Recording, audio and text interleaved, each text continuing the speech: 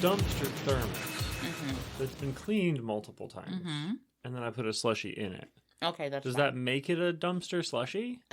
Through the power of osmosis, yes, but it's not the way you had described it to me the first time, where it was a thermos with a slushie in it by a dumpster. And you said with your full chest and full confidence that you were I was like, surprised. it was pretty good. Yeah, and I was just like, dead ass, just looked at you and like bought it because it's not out of pocket. I've seen you eat things out of the trash before. We I don't know why this would dumpster be dove. different. Like Yeah, we had a that's whole true. scheme. I have never, like, I don't think I've ever, like, eaten something like a slushie out of a thermos that I find at a dumpster, though. That's That was a bit much. maybe Putting a step too slushie far. in a thermos is kind of out of pocket to begin with. It keeps it cold. Also, Yeah, but you usually it comes in like sorry, an insulated not a slushie. cup. No, it was a smoothie. Okay. That's a little better. I'd say when there's almost no way to buy a slushie that doesn't already come in an insulated cup, so you're just moving it to If a you different. have, I'm here for if you you bringing your have own a 16-ounce reuse. thermos, Yeah, if you have your own reuse and it's a thermos. 16-ounce cup. I think can it you depends replace- on the cashier. Those gas station cashiers have like What are they gonna do? pretty tell you to rough pour it out? times. Yeah. Yeah, we once got yelled at That's dumb. when they did the bring any size cup slushy day, and Did you bring a big gulp? me rats and tuna went to KFC and we got some buckets and then we filled KFC buckets with slushy, and the cash register worker was just so fucking pissed. And just the three of us, there's no way to deal with just Yeah. looking at us. They're just like $3. I don't think we finished one of them. No way. They got thrown off the bridge onto the highway. Oh my god. Sounds about it. You guys threw so many like frozen treats Yeah, over the course of places. our cohabitation. that's part of our friendship. Well, mine doesn't involve any of that. Did you at least get to drink some James Browns beforehand? No. That's too bad. This was this morning. You didn't drink a James Brown this morning? No. That sucks. I guess. The fuck did you do this morning? I took the dogs on a walk. Uh-huh. And I made some eggs because I don't want to spend money on fast food. Okay, that's valid. But on the dog walk, Mm-hmm.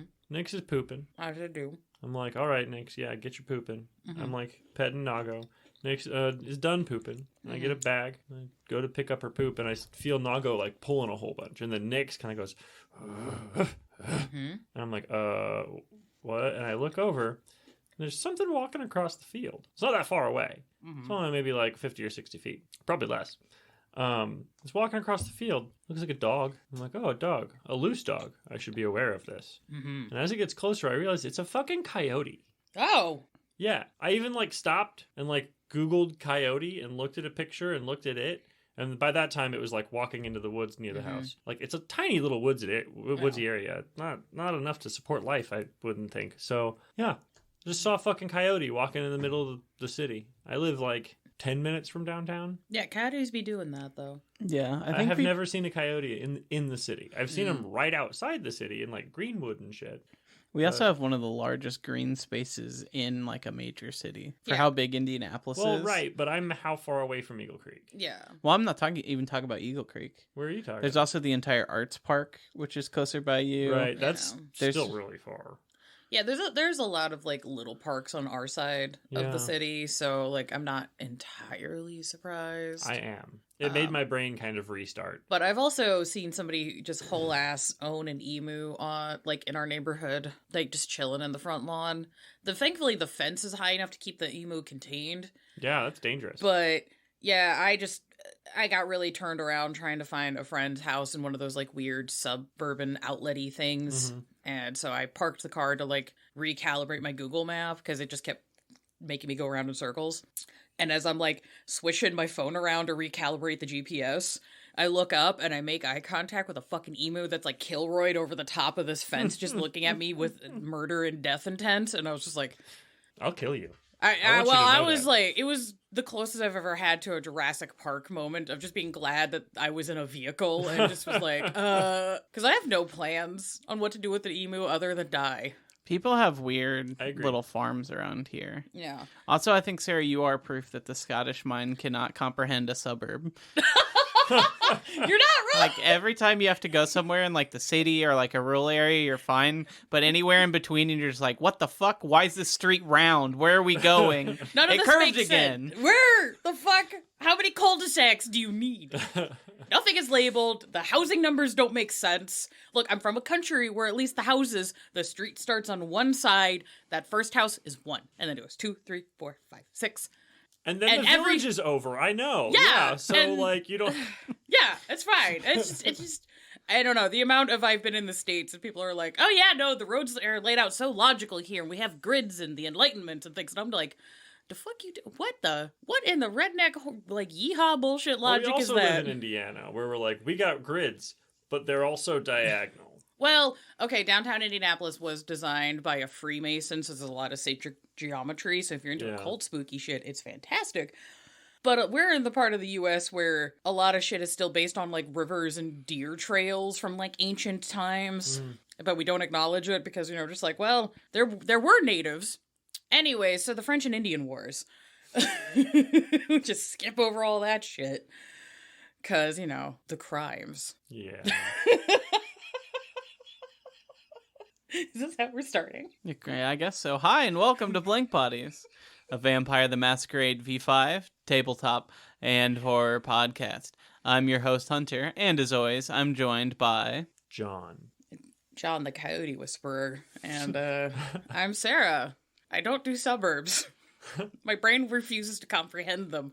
It's like an eldritch abomination and the state of Ohio. I just refuse to, like, actually process both of those in does my not brain. acknowledge. I'll be there. I will acknowledge I've been there and exist and traveled through those spaces, but... We do need to venture into the world of Ohio and Why? go to other world. Oh, yeah, no, that makes sense. It does. Which is... like a cool art thing. Speaking of cool art things, hi, welcome to the Toreador Part 2 Deep Dive. Boom, boom, boom. Ba-dum-bum-bum. Bum. So, the way this works is we have been forced, because Elon Musk is an asshole, to limit the blood sports between the clans to just our patrons. So thank you guys for supporting us and helping us make choices on things. The voting has been done. We are doing the Toreador. This is part 2? Part 2, first part. If you're interested in learning about, like, the clan's vibes, culture, cool things that you can do with them in V5, first episode. This episode is the clan history, major events, NPCs of note, and clan-specific lore sheets. Yeehaw. So this is the nerdy script. This is the one where you should probably get a pen and pencil and take notes and push your glasses up your nose. Okay, I need you all to understand. I threw my whole bussy into this because the Toreador fucking love to talk.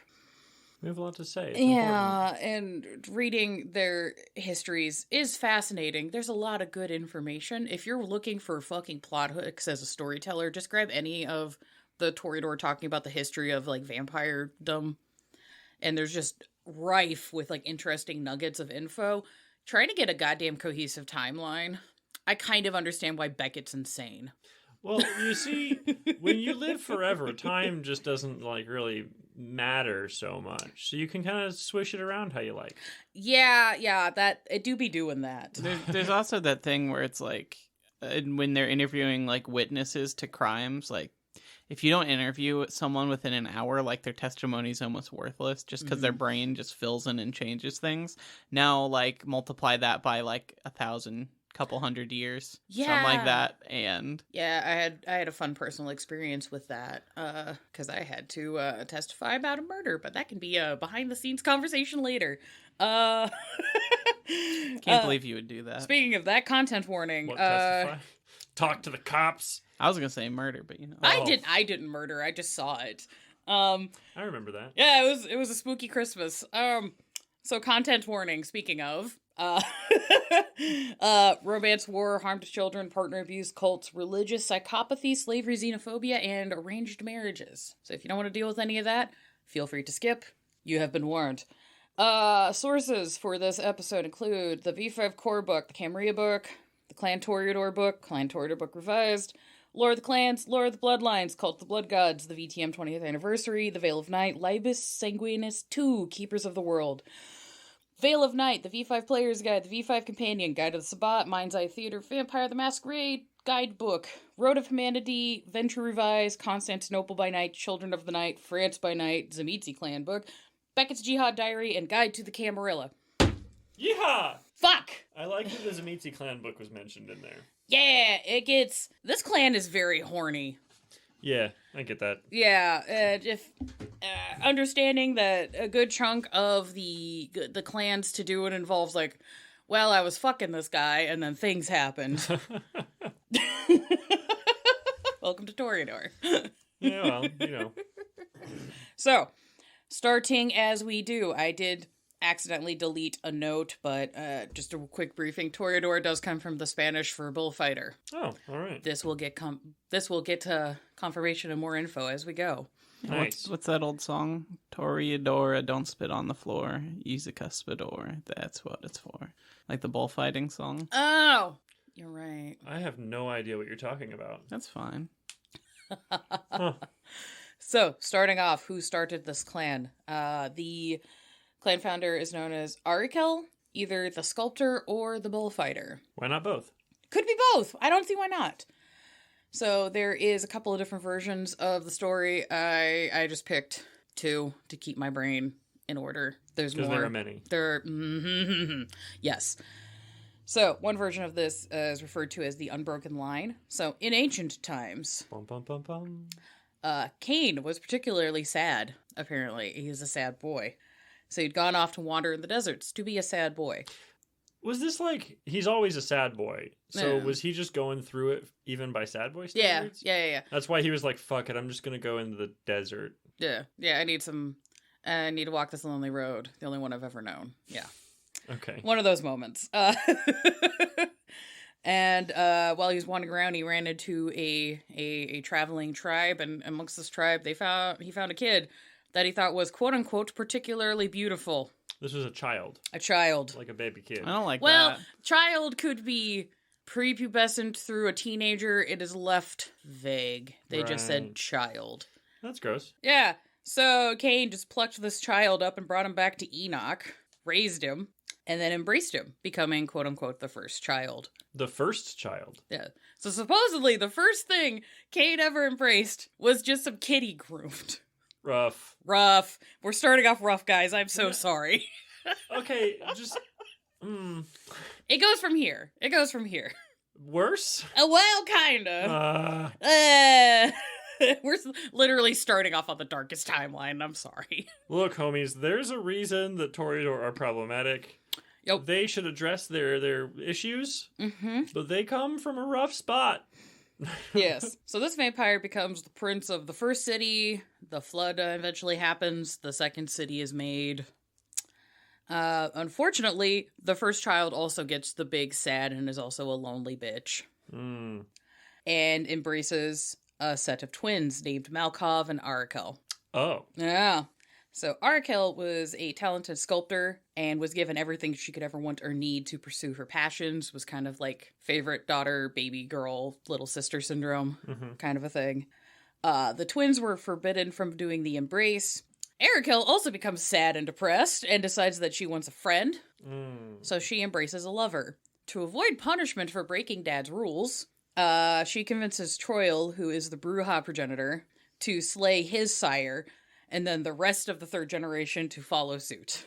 Whoa.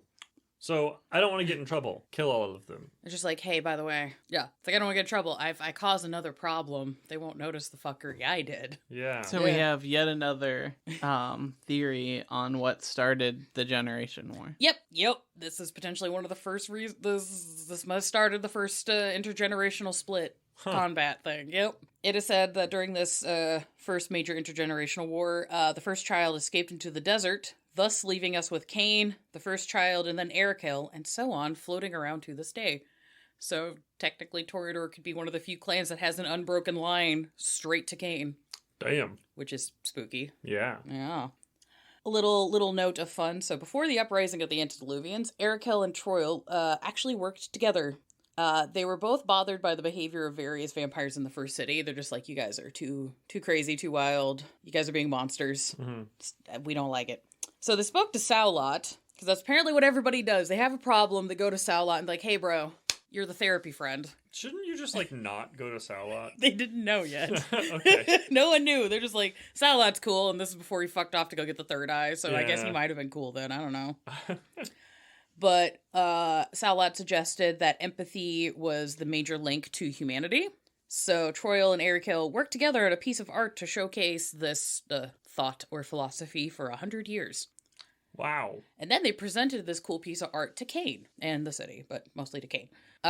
It moved the public so deeply, as well as Kane, that Kane basically was inspired to forgive Troil and Erikil for any of their, like, misdeeds and, like, fuckeries they've done, which gives us the path of humanity, which is, like, the main morals system that we have in the game. So the path of humanity is essentially what every default vampire is on. Yes. So it's not a separate path. That is what, like, the default for the game Yeah, is. and there's, like, some interesting old world things for, like, the road of humanity from, like, Dark Ages and stuff. We don't have time to talk about that right now. Everybody take a shot, and that will be a whole other episode later. We haven't even done a Dark Ages episode yet. No, it's in the To queue. the list! It's in the queue. So, yeah, and this was also part of the story of, like, why the Bruja and the Toreador tend to be the more humane or human adjacent of the two the clans. Because they were the ones that were just like, hey, I care about being a people. And Kane went, good job, pat pat. Yeah. I like this. You're the only children I'm proud of. Wrong son died. And then they started an intergenerational vampire war. Yep. Well, that was after. Yeah, that's why I said and then. And then, because that's how time I'm works. proud of you. Let's kill him. Oh. Yep. So the other kind of fun note of lore is Erikil and Abs Millard were lovers. Absamiliard. Abs Millard. That's the Nosferatu. That's right. Antediluvian. That was before. He never got ugly. He just always thought he got ugly. Yeah. So apparently they shared crypts and were also, like, deeply bloodbound to each other because they were doing the vampire sex of biting each other, drinking each other's blood constantly. Ooh. Okay. Very kinky. Yeah. Yes. So Abs Millard obviously couldn't handle the fact that he got smacked in the face by Gangrel and had a mark and a scar and was just like, I got the narcissism issues. And he's like, no, you can't. Nah. But Erikil was like, hey, I clearly love and respect you and all of you, including that scar on your face. So, like, it doesn't matter. Chill out, bro. He did not chill out. He frenzied and freaked out and killed a fuckload of mortals. Yeah. I remember this, I think. Yeah, and it goes a little bit more intense as well. So basically, he had a panic freak out because he deemed himself as not perfectly beautiful because he had the scar. And the fact that Erikil, like, acknowledged it just made it real for him. So he had to confront it, and his way of confronting it was slaughtering a lot of people and then hacking at his own face. And basically just being like, well, if I can't be perfect, I'm going to be the most perfect monster ever. And be super fucked up. But he's a vampire. So yeah, then so- when he wakes up, it's just fine. Yeah. If he feeds, yeah. As long So as it's just a constant cycle of just, like, self-harm. self-harm and then externalizing harm. And Right. yeah. So the externalizing of the Brutal. harm turned into him lashing out at Erikil and, like, all of her progeny. Huh. Like, their mutual blood bond kept him from killing her, but he was just like, doesn't stop me from fucking your shit up. And kind of Interesting. just instilling this weird love-hatred thing within his bloodline as well. Is that kind of why Nosferatu and Toreador are always Kind of at odds. contentious? Like it Potentially. seems like a lot of the time they're like, I want to be your friend, but also like, Go fuck get yourself. the fuck away from me. Yeah. Yeah, this is potentially part of that problem. So the rumor is that Erikil and Abs Millard broke their mutual blood bond sometime in the 2nd century in Rome. But supposedly they still care about each other, so they technically haven't murdered each other yet. But they're still, like, kind of doing that ex-butting head things where you're just like, guys, could you please just fuck? Please, fuck or stop talking. Fuck or just move to the other side of the world and yeah. Yeah, go to your ice fortress. Right. And just give her back her records. There you go. Done. You don't have to do this anymore. Think about what other things you could be doing. You have literally all of forever. But yes. That's the problem. Right? That is part of the problem. So, the other version of this is, I'm referring to her as Ishtar and the Clan of Blossoms. Aww. Strap in, everyone. So should I not have awed? no, you should have odd. Okay. I started very and then got like more pleasant. Okay, cool. So so this tale will begin within the first city, Ubar, that was ruled by Cain. So now there's a whole other city getting name dropped, and everyone's just like, what the fuck? Wait, the first city, Ubar, and then there's the first city? Oh, no, this is the first city. Okay, now Ubar. it's Ubar. Okay, Yeah. Gotcha. Yeah, so sometimes the first city is Enoch, sometimes the first city is Ubar. Sometimes no one knows the name. Yep. Hi, welcome to Unreliable Narrators. Oh my god, words. I had a stroke. I'm so sorry. I trust the Toreador. It's probably Ubar. Well, in the other Toreador story, it was Enoch, though. Well, in that one, it's probably Enoch. Ah, I see. I see. So, Cain, in the city of Ubar, embraced two lovers in hopes of maybe making amends for his previous sins, where he's like, if I preserve this, like, perfect love and union, maybe I can make the world less suck. He does not. That's when he learned don't do that. Yeah, that's when he learned don't do that, because the pair were very upset about the fact that they could not birth a child and formed, like, a perfect union of their souls and flesh. They just together? Well, they're just like, well, we can't have a kid like normal, like, you know, make a baby, because, you know, that's where we love each other so much and we want to, like, have a family, and we now can't do that because we're vampires. So they went to go see the sun. Yeah. Which is why Cain's like, yeah, don't embrace love. Yeah. That goes badly. That's rough. Do not do that. Maybe, you know, if he'd let At them least- just have a kid first. Right, yeah, let them have the kid, then embrace them right after. They raise the kid, and then when the kid's old enough to be embraced, they can be like, hey, you want to live forever? And then boom, they have a kid. Yeah, because that never ends poorly. It'd end better than this situation Right. did, though. Maybe. Yeah, that's potentially probably not. Cain's mistakes are usually, I did something very wrong once, never attempted again. Never. No baby steps, like, Yeah. make sure they're cool with you doing this to them first. It's just like, I did it once, it was a bad time, no one will ever do it again. Look, if I can't do it, no one else No one can. can. Love is Clearly. outlawed, I saw it go bad once. Yeah. Kind of. Thanks, Kane. Thanks, Cain. You could just go to therapy, Always but, you looking know. out, I Yep. guess. So this unfortunate series of events super upsets Cain, because everything does eventually. And he forbids anyone to mention the name of the lovers and swears to never embrace again. Then he embraces Zilia, Irad, and Enosh out of loneliness. Womp womp. Womp womp. This potentially sets up the entire Uriel jihad curse. So it's like, he could have been chill if he just, like, didn't swear an oath to never embrace again and be sad about the grievances he did, and then just be like, well, but I want friends.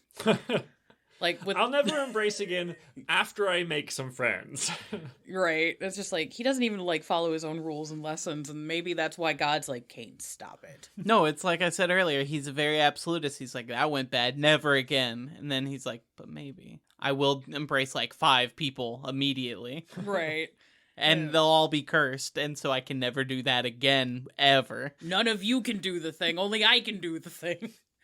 And then everything just goes tits up. Yeah. Yeah. So, Ishtar was born in the city of Ubar and was a skilled bull dancer. That's kind of how it's referred to. A bull dancer. Is this like a bullfighter, or is this someone who? Yeah, basically the bull my... is doing what bulls do, like bucking around doing his thing, and he's dancing on top of I it. assume you just don't stab the bull when you're dancing. Like Yeah. a bullfighter, they get all the spears and shit. It kind of sucks. Yeah. Yeah, I don't know if you guys have ever seen those, like, ancient Etruscan, like, wall mosaics of people, like, doing backflips off the bulls and, like, dancing around them while the bull's, like, running around and doing bull things. No. Yeah. It's really cool. I feel like that'd be a cooler thing to watch than an actual bullfight. Yeah, so that's my understanding. The bull dance is the goal is not to kill the bull. It's like a performance thing. The bullfighting, while it is a performance thing, you are stabbing the bull, and I think at the end the bull gets like grilled. I think Is so. my understanding. Okay. At least you eat it, but You do Still. torture it first before, Yeah, which is yeah. why I'm like bullfighting. But the outfits are snazzy. I do they're enjoy very that. snazzy. I hear they're incredibly heavy too. Yeah, Yeah, because They're almost like it's armor. like silk and then hand sewed like glass beads and crazy Yeah. shit. Yeah. I mean, and layers on top of layers on top of layers. some of it's padding. Like if you get gored, you're gored. But like if you take a hit off like the skull or its Right. thigh, it's not gonna like as fuck you up. Mm-hmm. So you're mostly avoiding the actual horns instead of like the hole. Right. You You can, you like- can take a shoulder, but you're not gonna. Yeah. Right.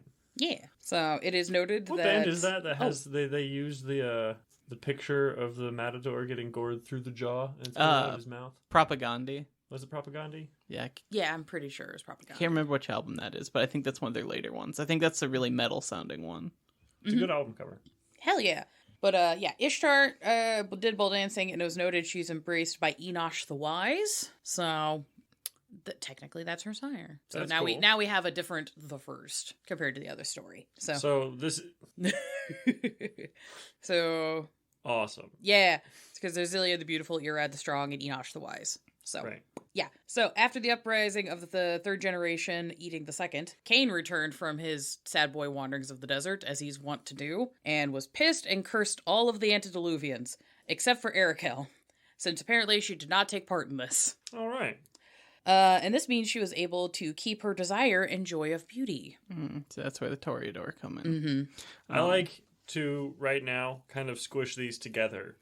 And she didn't commit any of the murders, but she totally convinced everybody else to commit all the murders. She may have. This accounting didn't say that. Now, to be fair, the accounting I pulled this from in the Toreador Revised is from a very specific viewpoint that is fantastic to read, but the person who is giving this is like the epitome of just bitchy, xenophobic European lady.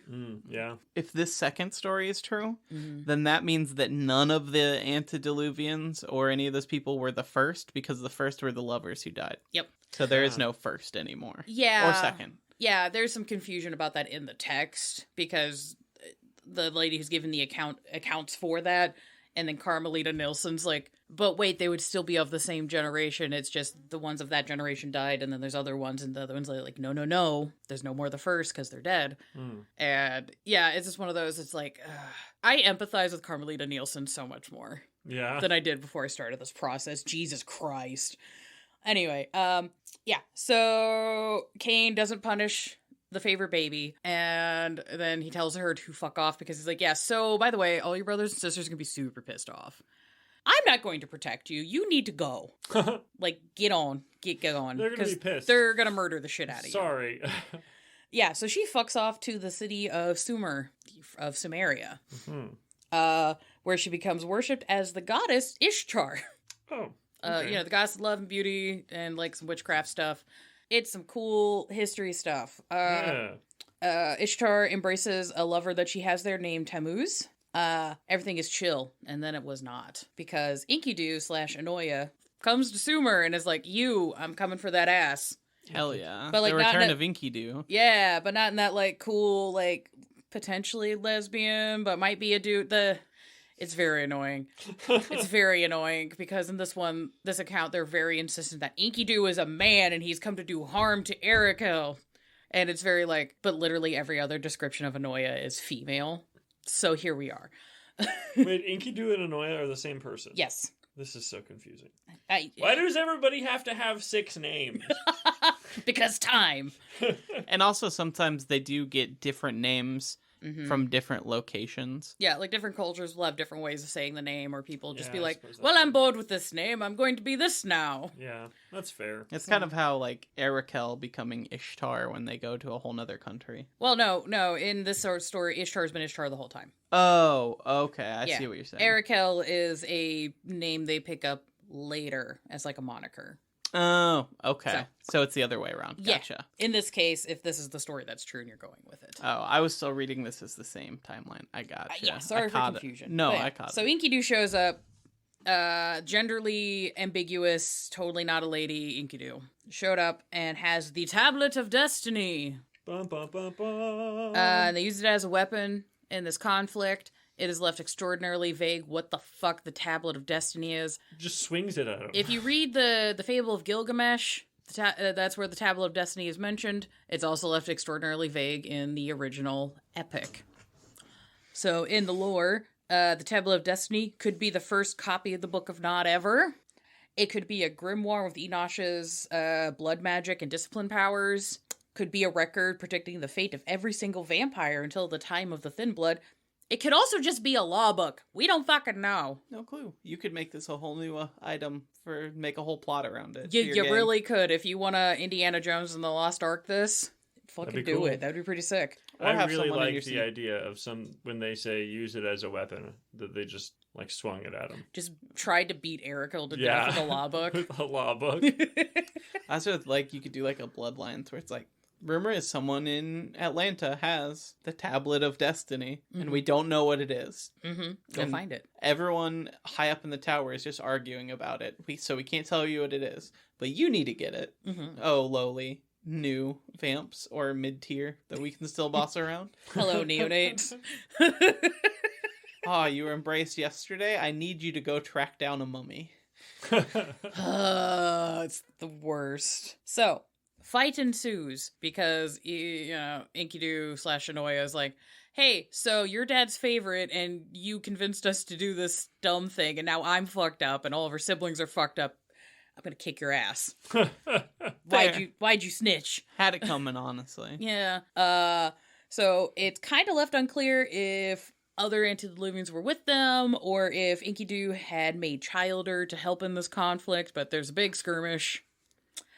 Ishtar tries to turn to King Gilgamesh for help, to be like, hey dude, you're in charge of this kingdom, like, you got my back? He did not have her back. Oh. Because he was already embraced by Enkidu. Oh. He's just like, yeah, it's cool that you're like offering me this embrace to like be hot and like fast, but I got these really cool claws now. Shit. And she just showed up and was like, fuck. Luckily I'm fast. Thankfully I'm fast as fuck. Which is good because with everybody turning against her to attack, Ishtar is only able to flee the situation because her lover Tammuz sacrifices himself. Oh. So she can flee. Big romantic moment, big sad. Real cute. Mm-hmm. Is this like a jumps in front of the bullet sacrifice, or is this like a Boromir sacrifice? I think it's more of a Boromir or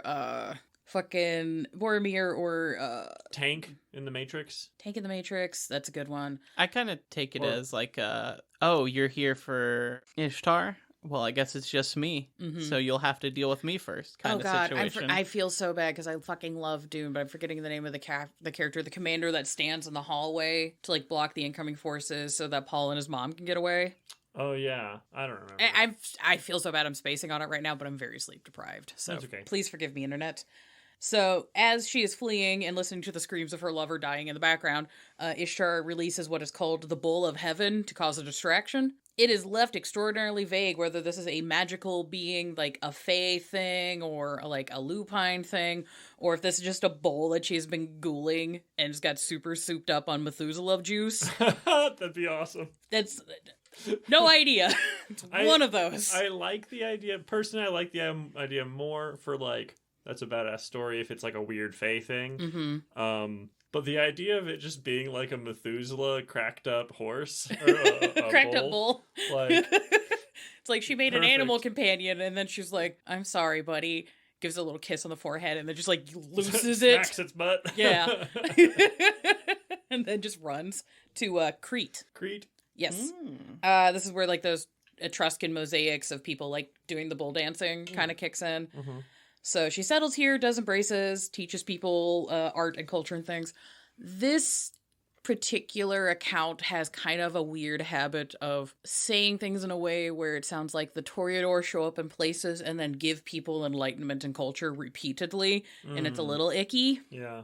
Kind of something that we've mentioned being a problem with some of the side clans we still have to cover. But yeah, there's also the constant just like, yes, we've come to give education and civilization to these savages, and it's like, I think they were already doing a civilization, and you just showed up and maybe showed them other stuff. You could have said that Right. better. You could have said that better.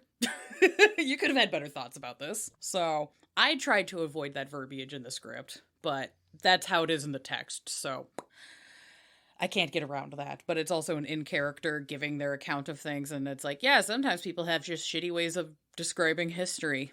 Hooray. Yeah. So, whilst in Crete, Ishtar befriends King Minos, and King Minos is like, hey, baby girl, I see you keep doing these embraces. Can I also have an embrace? I am the king, by the way. I am the king. Look at this hat.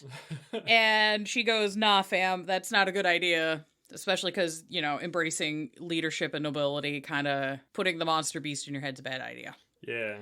And he argues with her about this, and then they compromise down to, okay, I'll embrace your son. Huh. So the next king. Yes. And that does not go well. Of course not. He immediately spirals down the humanity train. Oh. And falls to his beast, like, almost immediately. And this makes Minos the big sad. Because the son is not dead fully, but is, like, super fucked up. Right. Potentially all white. Who knows? He's gone mad and become monstrous. Just like that's kind of a plot thing in a lot of things. What's that movie? Kid's a serial killer, and, like, I think dad finds it and is like, what have you done? Now Dexter? we gotta clean this up. Dexter. Was it Dexter? Yeah. Okay. And, well, I don't want to do spoilers, so we'll just stick with Dexter. Yeah, Dexter's, like, the big pop culture one, but there's several stories where a parent's like, oh, my child is fucked up. Oh god, what was the one with the doll and the kid lives in the walls? There's a horror movie franchise where it starts off really stupid, and then the bad guy's in the walls, and then the internet's been lusting after him because they're like, it's a hot guy in the walls wearing a mask. It's weird. I do not know. I'll think about it later. But yeah, so having the big sad about his son being a mindless monster, but he can't bring himself to kill his own child, he creates a big lightless maze to chuck his son into, and then he just keeps chucking people into to feed him. Huh. Okay. Thus creating rumors of a minotaur. That's kind of neat. That's kind of cool. I will also note, I'm pretty sure there is an actual Minotaur in Fae. Probably. So I think that's one of the, like, extra kin types you can be. I'll have to look. I wouldn't be surprised, but this could also be a simultaneous, like, minotaurs exist, and then our popular culture understanding of a minotaur is actually just a fucked up Toreador vampire that's gone insane and just kept in a maze because his dad's weird. We did the 2 locking them away in a lightless mage clans in a row, didn't we? Yeah, we did.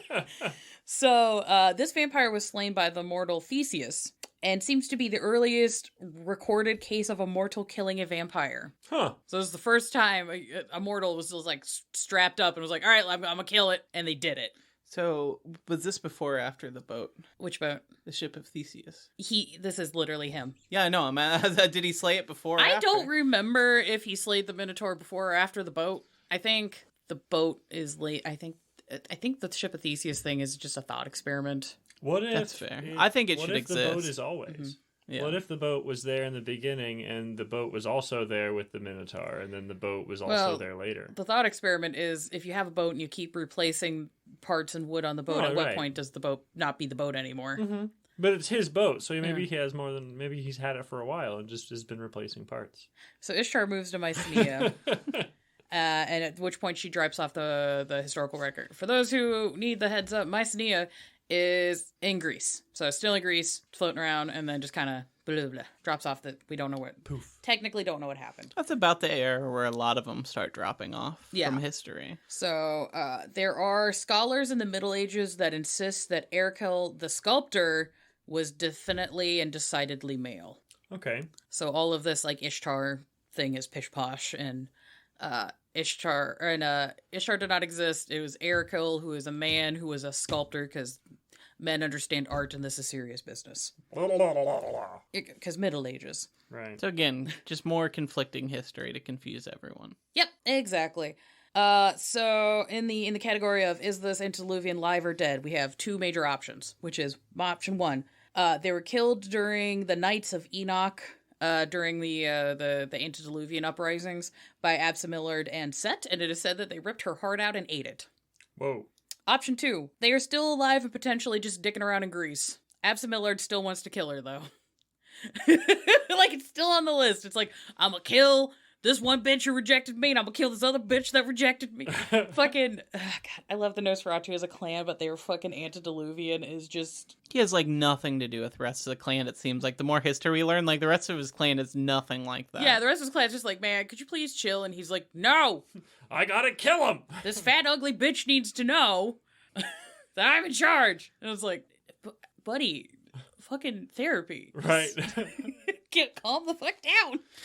Just take 3 deep breaths. Yeah, I know this is the Toreador episode, but I do really love that every other clan's, like, founder is, like, you know, like, a pillar version of what that clan is. Like they reflect each other, and then there's just Nosferatu out there. He's just like he's just running around causing havoc. He's basically a Toreador. Like he's who I would have guessed the Toreador Antediluvian would have was been. if you described them all to me. I'd been like, oh yeah, it's him. But no, no, he's the one who wants to kill the Toreador, which also makes sense. Yeah, the Toreador one apparently is just like doing a lot of like trying to be good, but also does a sneaky like, oh me.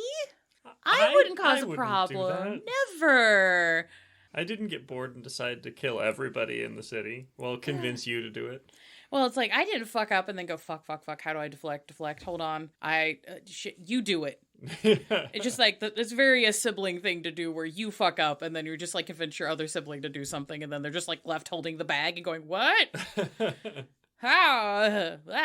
Hold on. So I guess it's kind of fortuitous that our script episodes went Nosferatu, Toreador, and it's going to end with Bruja for this kind of little timeline descriptor. That's fun. If I know what we're covering majorly in the Bruja, yes, absolutely. It'll be fantastic. So, major events for the clan in the ancient world, because of course.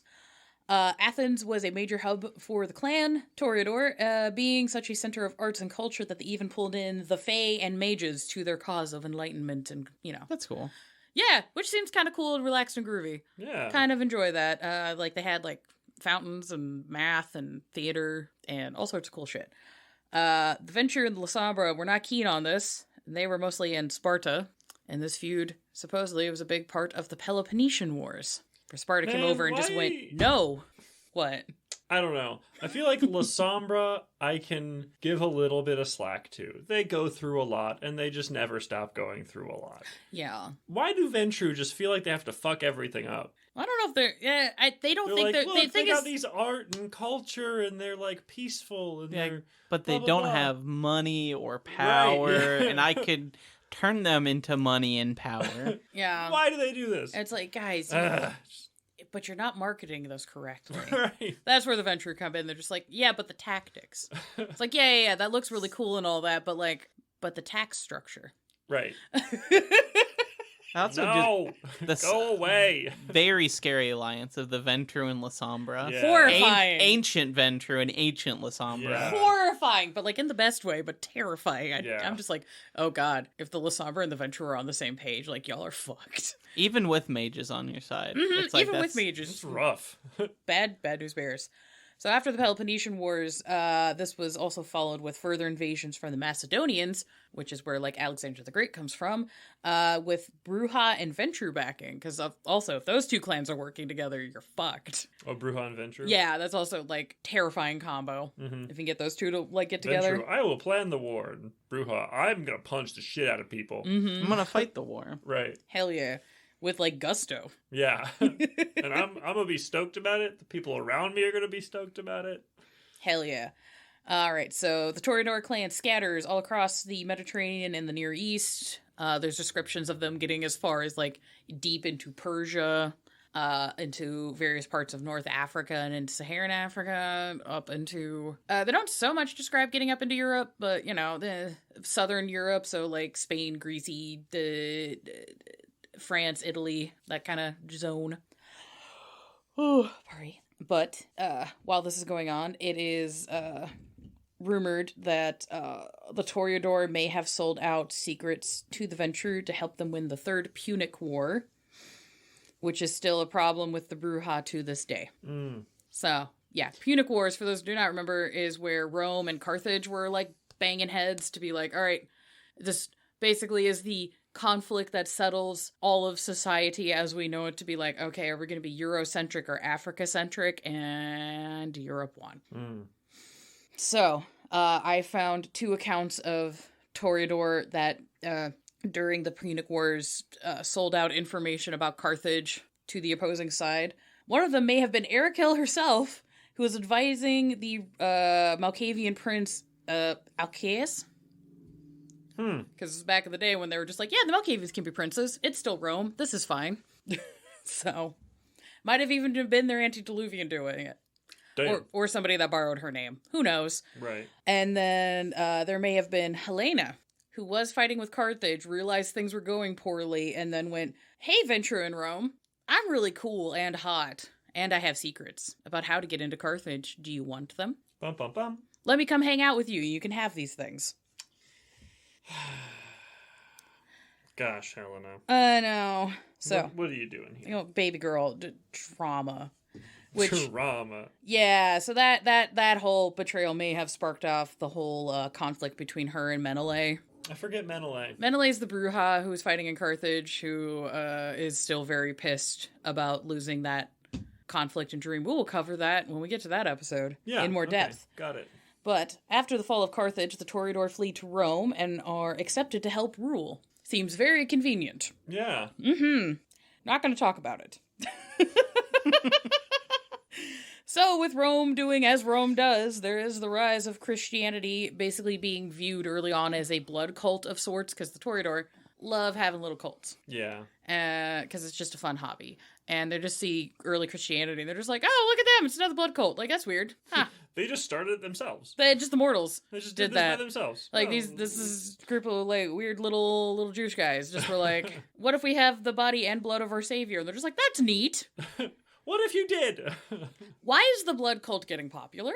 Why is the blood cult saying that they need to purge evil? Because this is a time period where there was an ancient form of the masquerade, so technically vampires weren't out. And then these early Christians were like, hey, I realize that if we believe really hard in Jesus, we can fight these, like, secret overlords. And the vampires went, oh, fuck, that's a problem. Oh, no. That's a problem. But unfortunately, they weren't taken too seriously until the fires started happening. Thank you, Nero. Good times. Yeah, so with that, there were also rumors spread about that the Toreador sold out Rome and the Ventru as a clan to the Bruja, the Zimitzi, the Giovanni, La Sombra, and Gangrel during the various sackings of Rome during its collapse, which leaves some Ventru to be very not trusting of the Toreador. So the Toreadors just keep selling everybody out. Mm-hmm. That just seems to be what's... Yeah, and it might not even be the whole clan doing it. It might just be some of them who are just good at it, and then the whole clan just gets it. Or it could be an organized clan thing, and then... I feel like it's less of an organized clan thing and just something that Toreador kind of do a lot of the time. Because it's like, they move from city to city because they keep... Making friends. Making friends and then pissing people off. Mm-hmm. And then they move to a different city. They immediately make friends with everybody there. Everybody goes, man, I like you. They're like, yeah, me too. And they're like, you want to, like, hang out over here in, like, the prince's office? They're like, yeah, I do. And then eventually they're like, I feel like moving. I want to go here. I'll just give them all the info that I have. And then they move. They might have the insider tea and just go, oh, this is bad. Right. Oh, shit, I gotta move. I changed my mind. Hold on, I see where this is going. Fuck.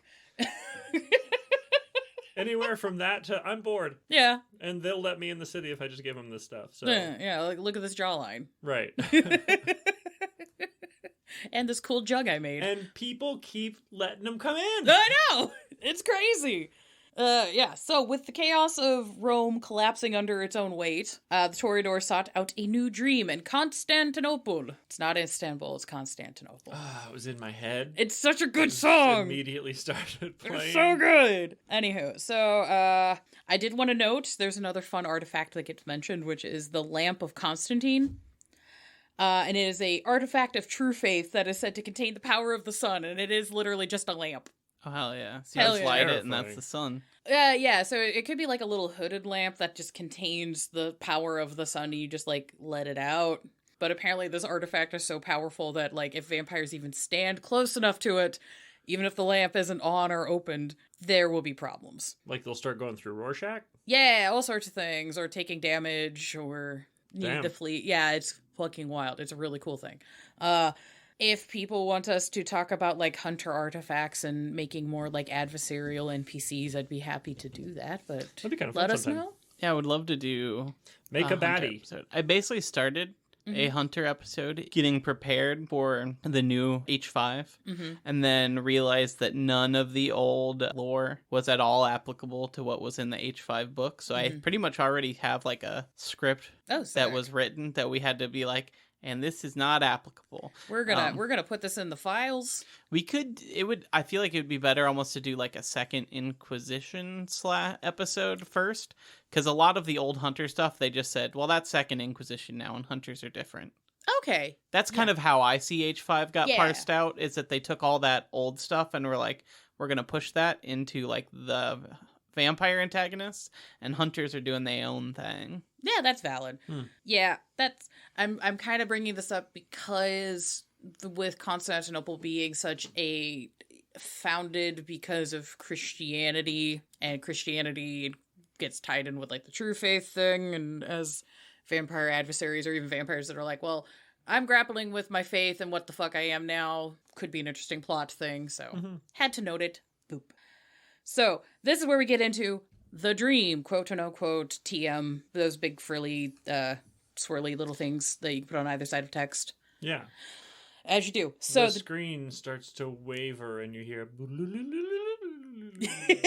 Yes. So the dream. It is a utopian vision of an enlightened Canaanite society seeking beauty in all things. That's the elevator pitch of this idea. Sounds great. It sounds cool. So along with Constantine the Great, yes, that one. The one who saw the cross in the sky and then kicked ass for the Lord and then founded a city. That one. Oh. The converted to Christianity because they saw the cross in the sky before a battle and won. Along with that conversion was also the conversion of a powerful Toreador Methuselah who changed his name to Michael after the Archangel Michael. Oh. Yup. So Michael had two lovers that they formed what they called the Trinity. His lovers were Antonius the Ventru and Dracon the Zamitzi, and were deemed the Son, the Father, and the Holy Spirit in kind. Oh my. Yeah, so we got a gay throuple. Got a queer throuple being the basis of the dream. Yet again, a twink throuple is making plots for vampire. I'm just like, goddamn twink throuples. That can't end badly at all. How'd it go last time, I wonder? How'd it go last time? Ended a little wormy. I guess squirmy. this one was the first. I guess this was first. This was first, yeah. These guys were the trailblazers. The trailblazers. Michael, Antonius, and Dracon walked so Tremere, Goretrix, and Daddy Bear could run. So they could squirm. So they could squirm. So, Constantinople became a city of deep intrigue and culture, so there's a lot of really cool Byzantine history things if you're into that kind of intrigue stuff. We don't have time, but... Take a shot. Take a shot. Any building, artwork, or person seen to offend Michael within the walls of Constantinople was purged. Oh. Yep. So we want beauty, but only the kind I want. Yes. And Kindred and Mortal competed, quote-unquote, civilly to gain favor and the blood of heaven. I would assume this is just tastes of one of them. Yes. Mm. Yes. Becoming bloodbound and then wanting to impress them more. Yeah, so the whole city kind of just became this, like, cult of personality with, like, Michael being at the apex of it because he was kind of the center focus of the throuple, but all three of them kind of worked together and balanced each other out, and... Yeah. Huh. So it was just like, when you have like the one person in the group who's like, I have all these ideas and runs away, and you have the other two just being like, we need to set the twink down to make sure he drinks water and goes to bed. We have a schedule. Did you plan to go to the doctor? You have an appointment. Nope, but we're going to go do this. Yeah. So all that worked pretty well until the final death of Antonius at the hands of his childer in 796 CE. Uh-oh. At which point, Michael begins to mentally unravel. Because, big sad, his boyfriend died, which is, valid. But then it just kind of spirals from there. He has these great delusions of grandeur that escalate to him literally believing he is the Archangel Michael upon this earth, enacting the will of God. Oh, boy. Oh, boy. And this might have possibly been driven into further madness with the dementation powers of one Gregorius Demetes, a Malkavian of the city. So he's just, like, adding to it. Yeah. Oof. Yeah. Oof. The Toreador and What the a good Malkavians just swishing next to each other, just causing all sorts of problems. Draconis eventually does abandon Constantinople because he's just like, I cannot handle this. I'm also sad our boyfriend died. Manic Pixie Dream Boy is getting too hyphy. I literally cannot do this. I do like that this is another situation where it seems like a Malkavian was just like, and I'm going to slightly tip this over the edge, and then we just sit and watch. That's exactly what I was thinking, was like, I bet this was a prank. Yeah, well, there's some, interesting ties in with Gregorius, but during the fourth century, or during the Fourth Crusade, which was 1200 CE-ish, the city was sacked with the aid of the Incarnu and the Cainite heresy. Oh. Yeah. That's so a thing. there's some rumors that Gregorius was part of the Incarnu, which the Incarnu is this whole subplot of vampires. I literally would have to do a whole other fucking episode to describe all of this along with the Cainite heresy. So we'll get to that. To the list.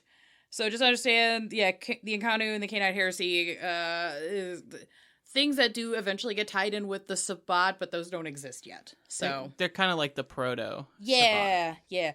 yeah. The guy from the Cainite heresy is also a Lasombra, just for notes. So That makes sense. during this sacking, Michael, Archangel, quote unquote Michael, is diablerized by Mary the Black, a Bali Methuselah. Oh, Jesus. The Bali, for those who do not know, is a bloodline clan of vampires who are empowered by literally Satan and demons, and it's the most metal, edgy 90s, edgy, like tribal armband tattoo edgy bullshit. It's great, but it's also just like, what the fuck? Yeah, you gotta be ready for some shit whenever you deal with them or their books. I'm pretty sure they're one of the clan books that got released as like under the Black Dog Games label instead of the White Wolf label, because they're like, some of these clan books are extreme. I think there's 2 of them. I think they were one of them. Probably, yeah. Because they're just like, well, we're gonna, even Old World of Darkness was like, we should at least put a minor warning on this book. Which, if edgy men in the 90s are being like, this is a lot.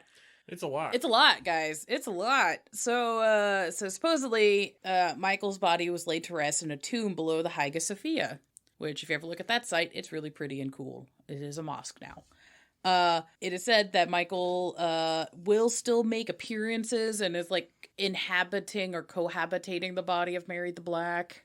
But if you do ever see Michael, his appearances are these ethereal, kind of ghostly, angelic things that are made out of like glowing stained glass. Cool. Which is really cool. That is also fucking terrifying. To just like, I'm walking around and then there's homie over here made of stained glass, like walking around. Yeah. Cool, but like, what the fuck? Yeah. That would be more weird than seeing a coyote in the middle of the city. Yes, that's true. That is just factually accurate. That's like a 2 and a 10. Yeah, that is a 2 out of 10. That's the place. Oh Nice. my gosh. Yeah. So I found a picture of the thing. Oh, the Hagia Sophia. Yeah. Yeah. There is It's one of quite my pretty. It has one of my favorite little archaeological finds in it, which Yeah. is it was a church, got converted to a mosque, but apparently during the raids and stuff, some Vikings had shown up at some point. So up high in a little corner of the Hagia Sophia, there's just like these carvings that everyone's like, what does this mean? What could this be? No one could figure it out for centuries. And then the Scandinavian folks came by and they're like, oh, those are runes. Ha! And they translated it, and it basically just reads, Eric was here. Nuh-uh. Yeah. So these fucking little Scandinavian little Viking guys just showed up and they're like, wow, this is cool building. You know what? Eric, I dare you to put your name. And he went, yeah, I'm do it. Let me go really high. Like, why does that actually sound like it makes sense? it does. Yeah. Absolutely makes sense. It scratches the ook brain of dudes that are like, this is for the boys, and then they drop a big sheet of ice and it smashes. Yeah. It's like, no matter what time period, people are just being people. Yep. It's great. But so in modern nights, for those who still believe in the dream, you can seek out the Nephilim, which is a very popular and very well funded and organized blood cult. This cult often offers beauty to those worthy of the angel's blessings. If you want more details, check out Cult of the Blood Gods, page 105. And yes, you can literally change how statistically hot you are or how useful your various disciplines are based on your interactions with this cult. Cool. It's neat. Nothing problematic at all. No. Speaking of problematic, the Middle Ages. Yeah. Correct. Yeah. There is text of the Toreador who lived through this time being fairly dismissive and nearly comically xenophobic and racist towards non-European cultures. And So, hold on real quick, actually. Yeah.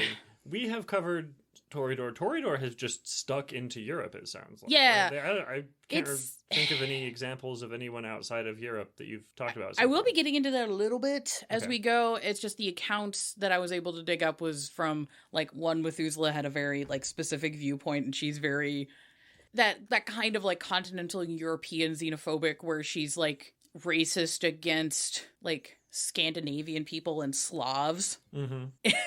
Because, you know, like just they're uncultured and bleh, they're dirty. She's like doesn't like Germans. You know, like that kind of European. Yeah.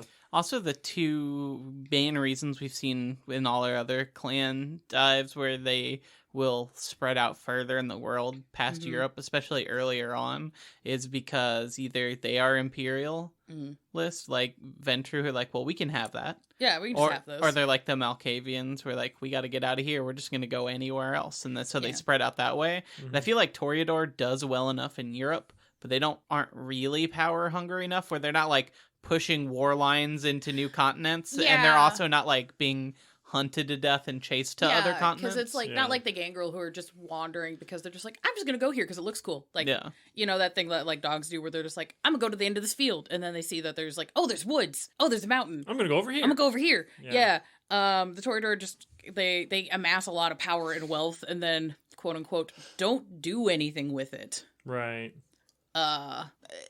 They do, but they're not doing things that are like profitable through like a capitalistic lens, generally speaking. But a lot of them also benefit from colonialism and imperialism and capitalism. So they kind of, it's weird. It's because you get some that are like, yeah, these are problems and I don't like it. I don't know what you want me to do about it, but you know, I'm doing my thing over here. They kind of have Nepo baby energy. It's a lot of Nepo baby energy, yeah. Where it's like, well, I'm not the one who's designing bombs for the country. That was Dad. I just have the money and I'm just trying to enjoy my life like everyone else.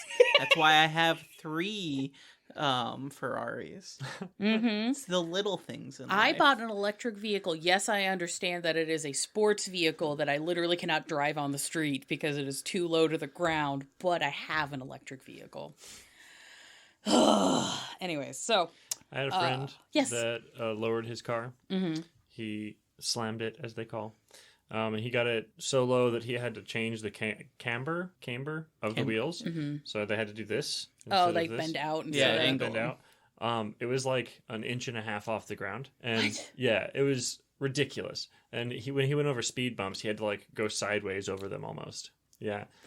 And there was one time that we were going to a friend's house after work. He used to work with me. We were going to our manager's house, and he lived in an apartment complex. And there was one way you could go in that just went straight to the apartment. The other way, there was like 7 speed bumps. And so naturally, we were like, let's take the speed bump route and just stop after each one and watch him have to go around. And we did it, and it was really, really funny. Good. Sometimes you just need things to be practical. But yeah, so Middle Ages, there's a lot of, you know, just the way things were written. It was the Toreador again scattered to the wind and tried to cling to places where there was like culture and something going on.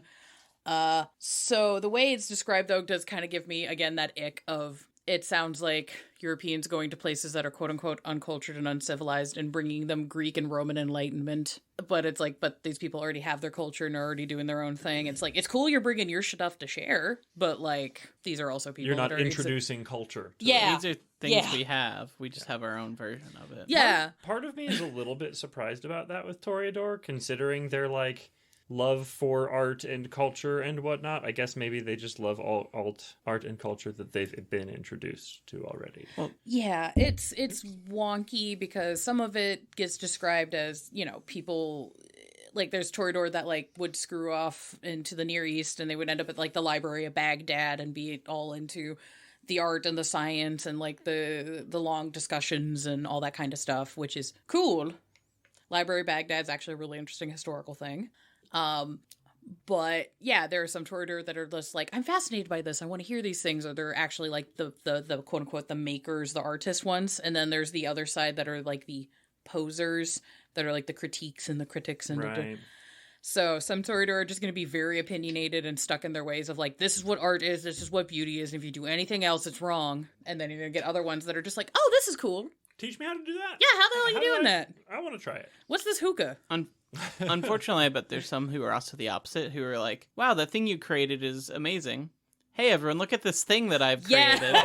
Yeah, there's a lot of that, too. So we are acknowledging that this sadly, there's just things that happen, and it sucks, and just be aware of it. So during this time period, there was several cases of Ventrue going off to fight in the Crusades, and when they would come back, they're just kind of like, we think Britain seems like it's going to be the next seat of power. We're going to go to Britain. Fuck the continent. Which left France open for the Toreador to be like, yes, this is mine. Thank you. So this shifts a lot power seats in Europe, and this is also around the time where you start getting these like courts of love and the chivalry, knightly things, and the troubadour culture gets lumped into this time period as well. So neat. All your cool high fantasy things, bardcore. Thanks, Toreador. Thanks, Toreador, for taking over France. Because the Ventrue were just like, 'tis a silly place. So, the Renaissance. The Toreador thrived because they're just like, culture is back. Culture is back. So either there were Toreador that were like, back again. Culture's back.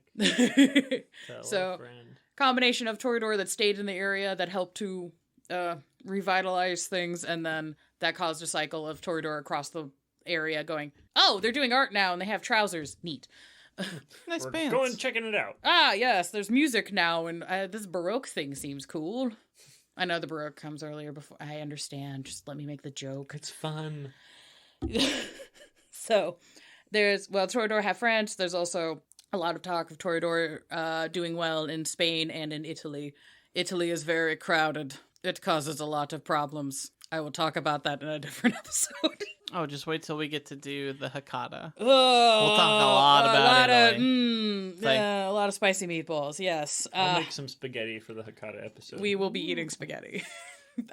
That will be happening. We'll Okay, but you have to make the Godfather prison sauce. With the Godfather prison sauce? Where you got to get the straight razor to cut the garlic so it melts properly. Oh God. No. It's gonna take you about 6 hours, but Yeah. that's your. Can we that's convince your prep. Mike to do that? Maybe, yeah. Yeah, if we can get Mike to do that, I'll do it.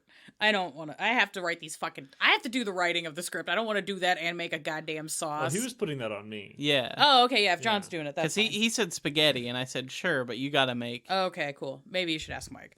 Do I have to do it prison style, or can I use like modern tools? You can use modern tools, but it has to have the same amount of care. Oh, that's fine. That's how I kind of make my. I usually make a meat sauce instead of like a normal like spaghetti sauce, just like the. I believe that one, before we get too In the in the weeds, I believe that one involves Italian sausage, hot sausage, deer shank, and beef shoulder. Well, I won't put the beef in there. I usually use Italian sausage. Okay. I don't usually use hot sausage, but I do oftentimes cut up a jalapeno really, really fine and put it in there early. That kind of heats it up a little bit more.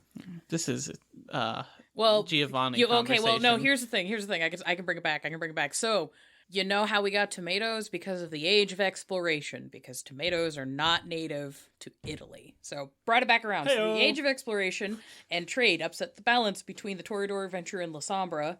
And that was also further upended because the Tremere showed up. And everybody's like, God damn it. These fuckers. I'm almost surprised that they didn't reunite under the banner of, well, these guys are really fucking around. We gotta watch out before they turn us all into different vampires. Yeah, I mean, that kind of did start to happen, but then the Tremere were smart enough to be like hiring themselves out as mercenaries. So they're just like, yeah, we're a problem, but we're extraordinarily useful, and you also hate those guys. And they're just like, shit, you're right, you are useful, and I also hate those guys. So if you make yourself useful, they can't kill you. They can though. And they should have. I'm right here. Sorry. It's okay. Sorry. So, the Toreador seem to be split on the issue of colonization and slavery during this time period, with some seeing Africa, Southeast Asia, and the First Nations art as inherent signs of those people's humanities. Because, you know, there are some Toreador that are like, well, we already do ghouling. How is this any different? Like, we're already monsters. We're already doing the bad thing. Who gives a fuck? Right.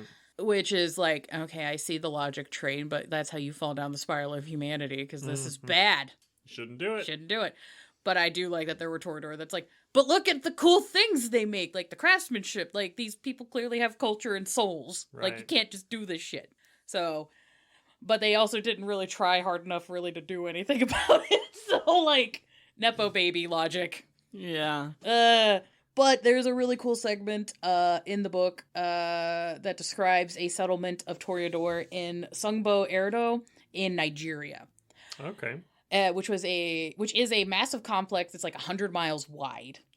Fortifications that legend says was built by the wealthy Bilikisiu Songbo, who may have been the fabled Queen of Sheba. Okay. Cool. This is a real site, like an archaeological site. It's currently being vetted to be like a UNESCO World Heritage Site. It's fucking cool. This is also part of the reason why my research for this took so long, because I went, what the fuck is this?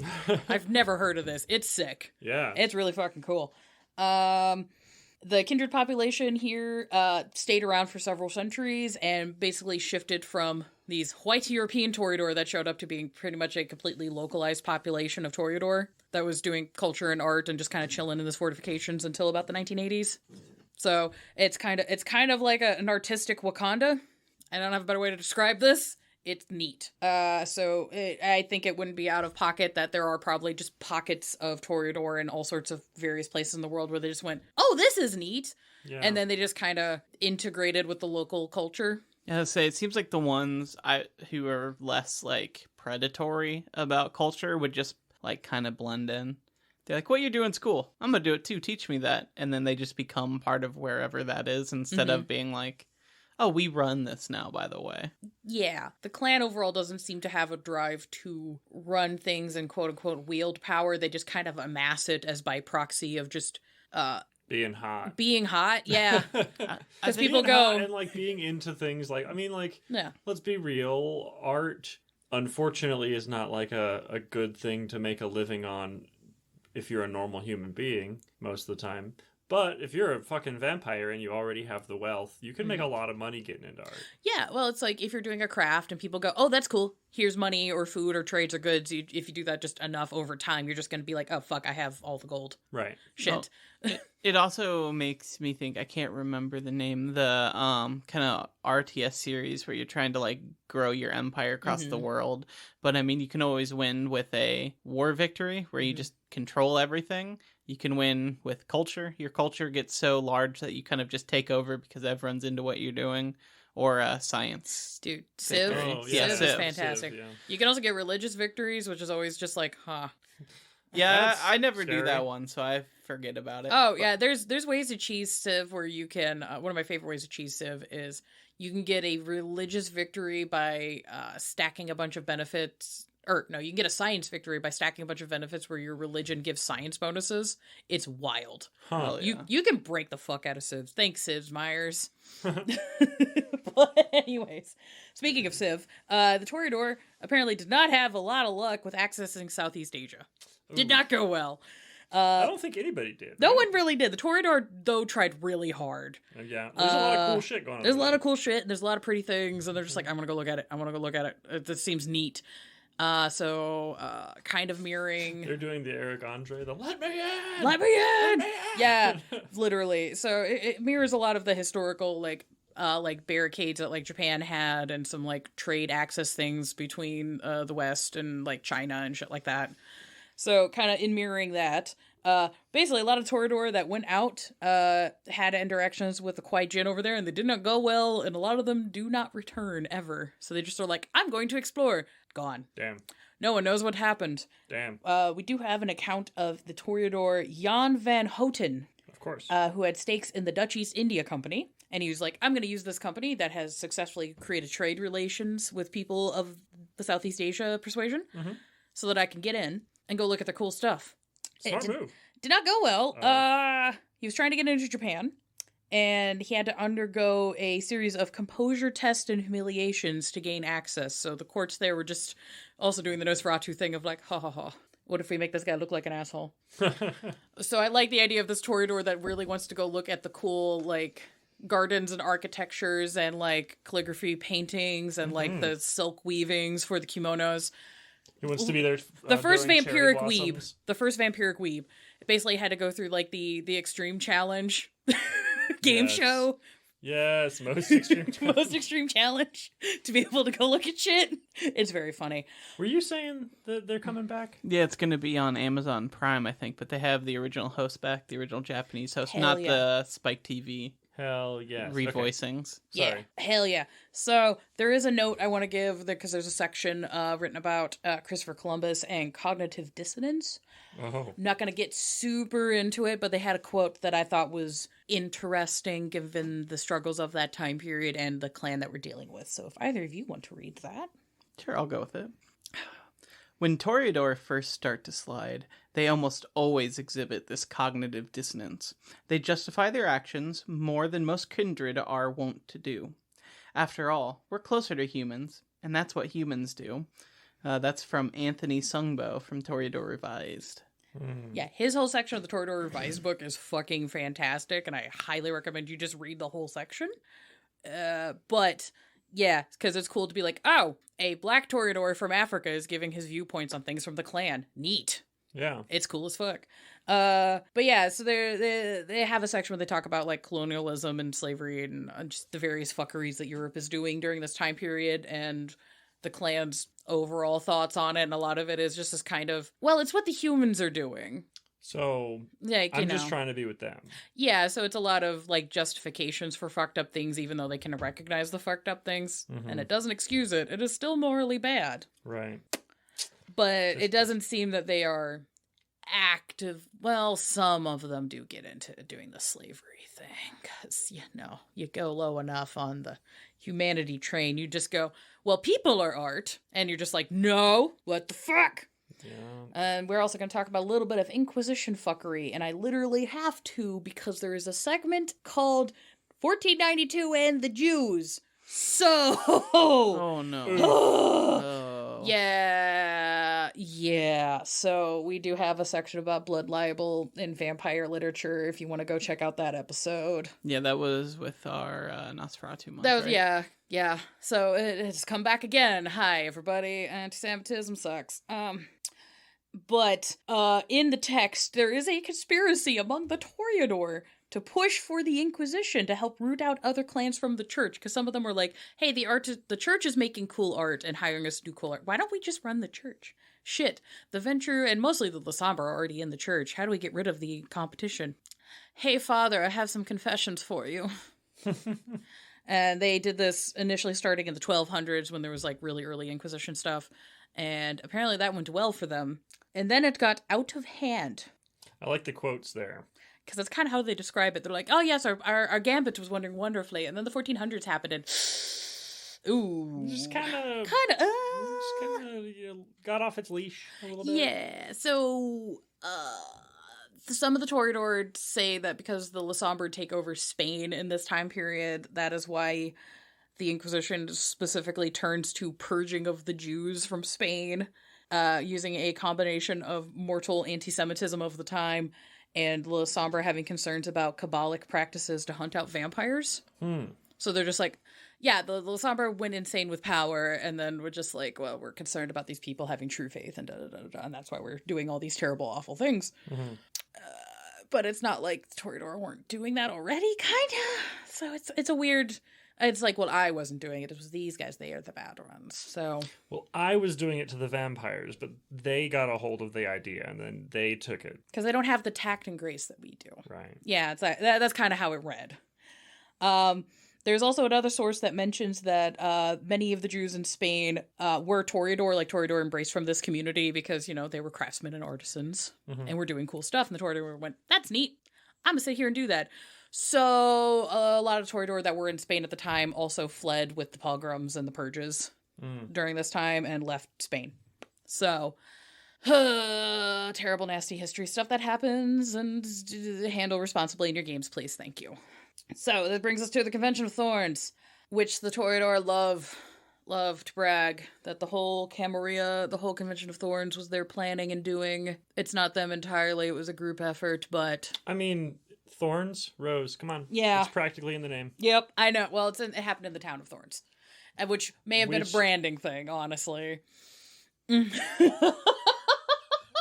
There's I was about to say. it's a branding. It's Come on yeah. now. Yeah. It's a lot of the Toreador wield a lot of subtle power. So Like we said, the table mat yes. will be telling you how to feel. The flowers will be telling you what the Toreador thinks of you. Town of Thorns. Yeah. Music choices, tempo, even like scent, all sorts of things. It's all messaging. But one of the main founders of the Camarilla, Raphael de Corazon, whose impassioned speech for the importance of the masquerade convinced the rest of the Camarilla to adopt the policy. Because there was debates on whether or not they were going to bother with doing the masquerade. I think they'd be fucked if they hadn't. Yeah, that was kind of the crux of the speech. But yeah, so this guy was one of the founding signers for the Camarilla. He represented Clan Toreador. Technically isn't dead, and he might be part of the inner council, the inner circle, to this day. That's wild. I think that is also a note that is a good way to run Sabat, who are openly like, I don't care about the masquerade. It's just that they are smart enough to know that they haven't amassed the power to not do it yet. Yeah. Like their whole idea, like, well, we unite as vampires, and then we're strong enough to just turn the humans into cattle. Then we don't have to hide it. But they're like, well, there's 8 of us right now in this city, and if they find out, they have a lot more guns. Yeah, they have daylight and drones. Shit. I mean, hell, even in ancient times, mortals were able to organize and combat vampires. Like, there's a thing earlier in the script I had to cut for time about potentially the Toreador backing Sargon of Akkad to take over Sumeria, and they taught him and his troops how to wrangle the gangrel in Sumeria with fire and the sun. Yeah, it's a whole, but it's one of those like sheepdogging the gangrel into war. Yeah, It's kind of metal, but also hilarious. Yeah, it's left. It's described and it's left very open to interpretation whether the Toreador did that, which would make sense considering their antediluvian may have gotten kicked out of Sumer by the gangrel and.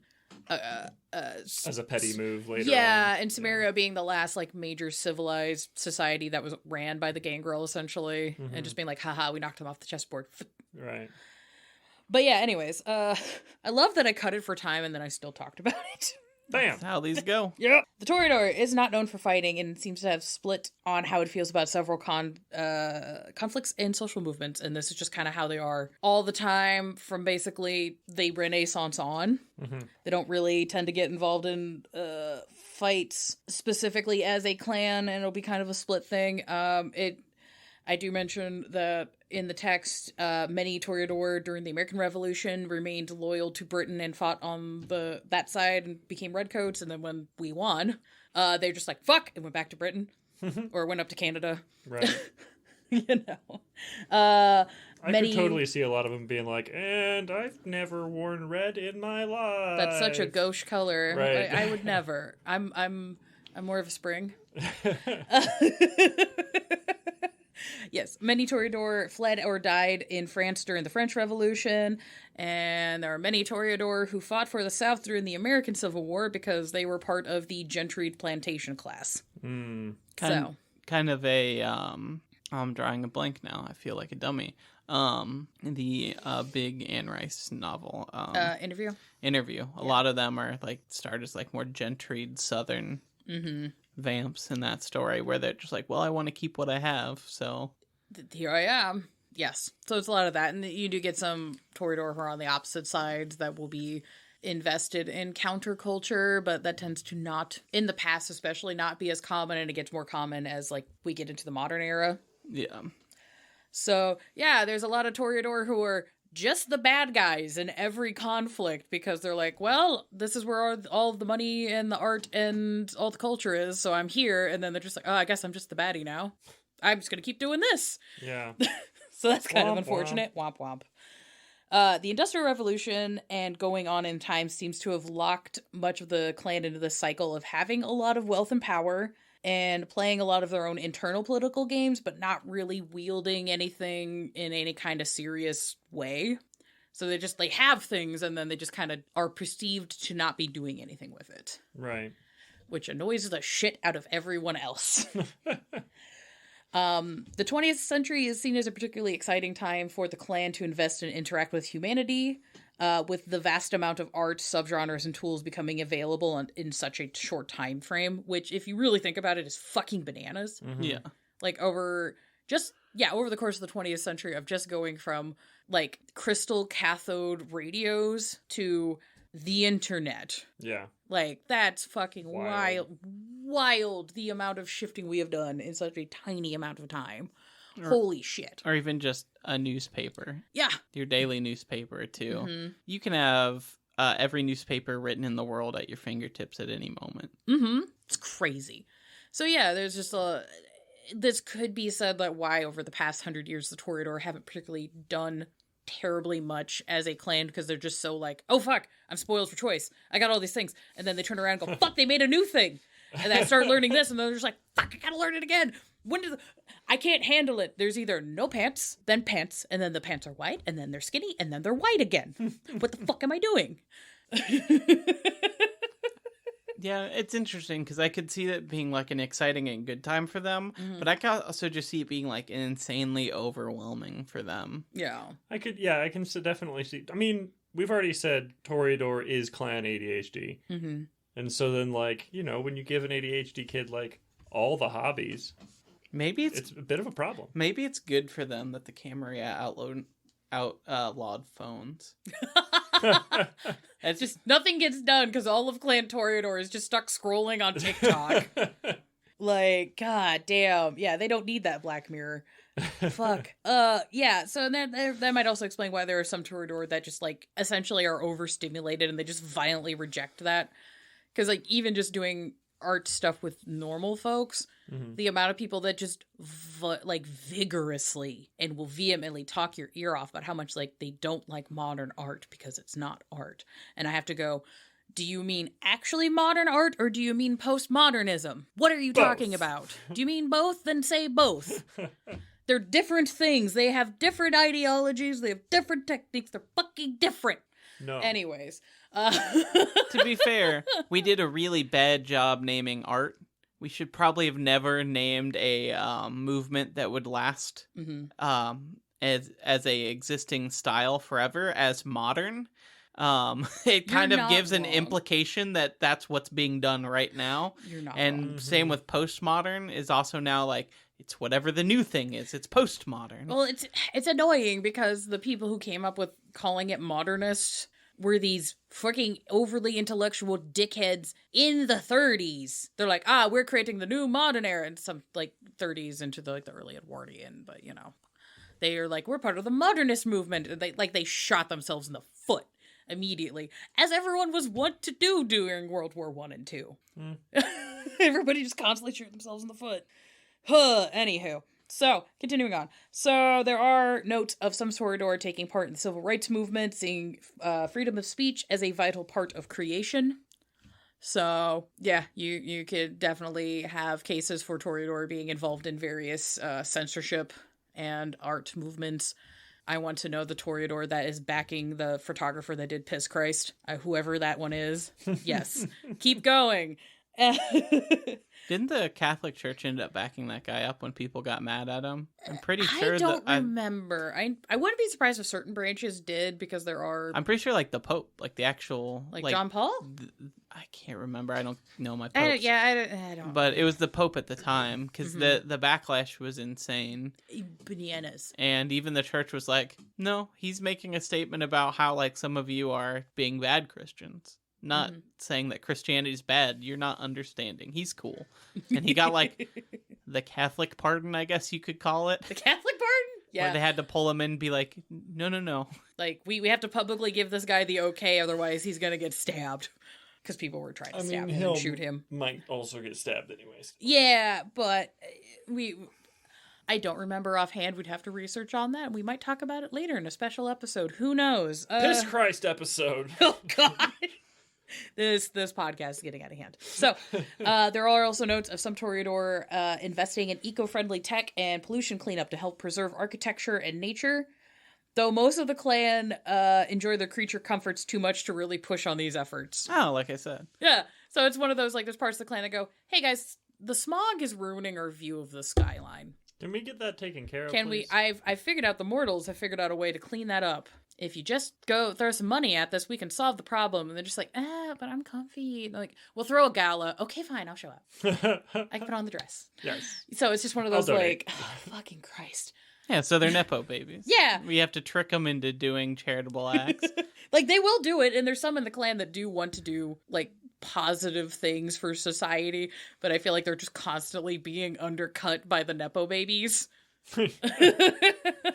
and and gestures at the rest of vampire kind. It's kind of like the idea of, like, 2 Toreador friends, one much more Nepo baby, other one who's like, look, I have this whole plan, like, we have a party set up for, benefit for blah, blah, blah, blah, blah, blah. Mm-hmm. Yeah, but I really wanted the chocolate fountain. It's like, you can't even eat chocolate! Eat the chocolate! Fine, I'll get it. I understand, you like the smell of it, and if you feed enough of it to a ghoul, you keep telling me you can kind of taste it, but I fed off of those guys. It just tastes like blood, like every other time I feed on somebody. I don't know why you're like this, Cheryl. Please! Fucking focus! Camera pans back to her, and Carol's doing some other thing. Just immediately just unplugged from the conversation. Yep. By this thought process, could we determine that Mr. Beast would be a Toreador ghoul? Fuck. Oh my god, that would work. That hurts. It hurts, but you're not. Oh god. You're right though. That would work. I'm upset. Anywho. Go away. Speaking of that, the speed and access of the internet and modern travel has given the clan massive diversity in styles, tastes, trends, and creators. So Toreador nowadays is a lot more diverse in embrace and in thought than they have been in previous centuries. So there might be some divides between the old that don't understand these dang kids and their MySpace pages. Yeah. And then the youth that are just like, but art can be so many things. And yeah, so have fun with that. Some of the clan view the much wider access to art creation and creators as a massive watering down of what art is and is actively harming beauty. And then others view this wide array of voices and strengthening... let me start over. Others view the wide array of voices as strengthening art and allows for more of humanity to create and share in its beauty. So that's kind of the big debate. Okay. And times. So, I highly recommend if anybody has interest in kind of just getting a vibe of the clan's thoughts on things and also just kind of like where we were in the late 90s, early aughts, just on kind of like how everything was kind of feeling as a mindset in that time period. There's a section in the Toreador revised book called A New Millennium on page 43. Just fucking read it, because it was like the most hauntology just vibe of just being like, hey, so everything is like really scary and on fire and terrible, but like we're at the edge of like a new dawn of technology and doing stuff, and maybe things will be okay, maybe it won't. And it's kind of like, it was, considering everything going on in the world right now, it was a fucking oof, but it was like a beautifully bittersweet oof to read. So I highly recommend that if you get a chance. So now we've made it to V5, everyone. Yay! Hooray! So, the big thing, the big fuck off thing the Toreador have done, they finally have started to do big political moves. Woo! They haven't done shit for centuries, supposedly. And everybody's like, these fucking useless pretty assholes, what are they doing? They whipped the biggest dick out of the most expensive pair of, like, Dolce & Gabbana trousers and thwapped it on a mahogany table with organizing the Vermilion Wedding. Oof. Which is just one of those, like, holy shit, what did you do? So this is one of the wildest, I think, things that happens in E5, and you don't hear people talk about it. No, hardly anyone talks about it, and it is, like, the biggest fucking thing, and if you spend the time to, like, read the little fluff character notes, I went down a fucking rabbit hole, you guys. I went down a fucking rabbit hole. But, yeah, no, all the little notes about, like, what this means and what the implications are fucking wild, hella fantastic. Yes. I'm like, cool, the Toreador did something, and it involved a party. So hooray for them. Obviously, it involved the party. So the Vermilion Wedding is a union between the Toreador and the Banu Hakim, bringing those of the judges who reject the call of Earl Shagi into the Camarilla, and also forms an alliance between the Camarilla and the Ashira. Oh. Which, you know, in light of the Gehenna Wars, and also just gestures at everything we've been doing in the Middle East for the past, like, 200 years. Yeah. Kind of a big fucking... Thanks. This is, yeah. An understanding in the middle plot of, like, well, for the Camarilla, like, well, we lost the Gangrel, and then we had the Convention of Prague, and we lost the Bruja. Fuck. And Second Inquisition's coming. And whatever the fuck's going on in the Middle East with Gehenna. Oh, no. What? Lasombra want to come in? Yeah, man. Go yeah, ahead. man, come in. What? Hakeem? Yeah, come on in. Yeah, and then just fucking Tigiria's just this fucking Chad. I don't say that lightly at all. Just fucking shows the fuck up and very politely goes, would you like to form an alliance with me?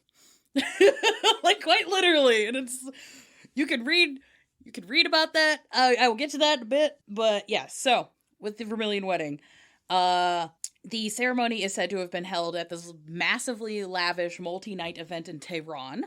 I remember reading somewhere that the initial ceremony and the initial whatever was handled in a very secret private ceremony in Odense, Denmark.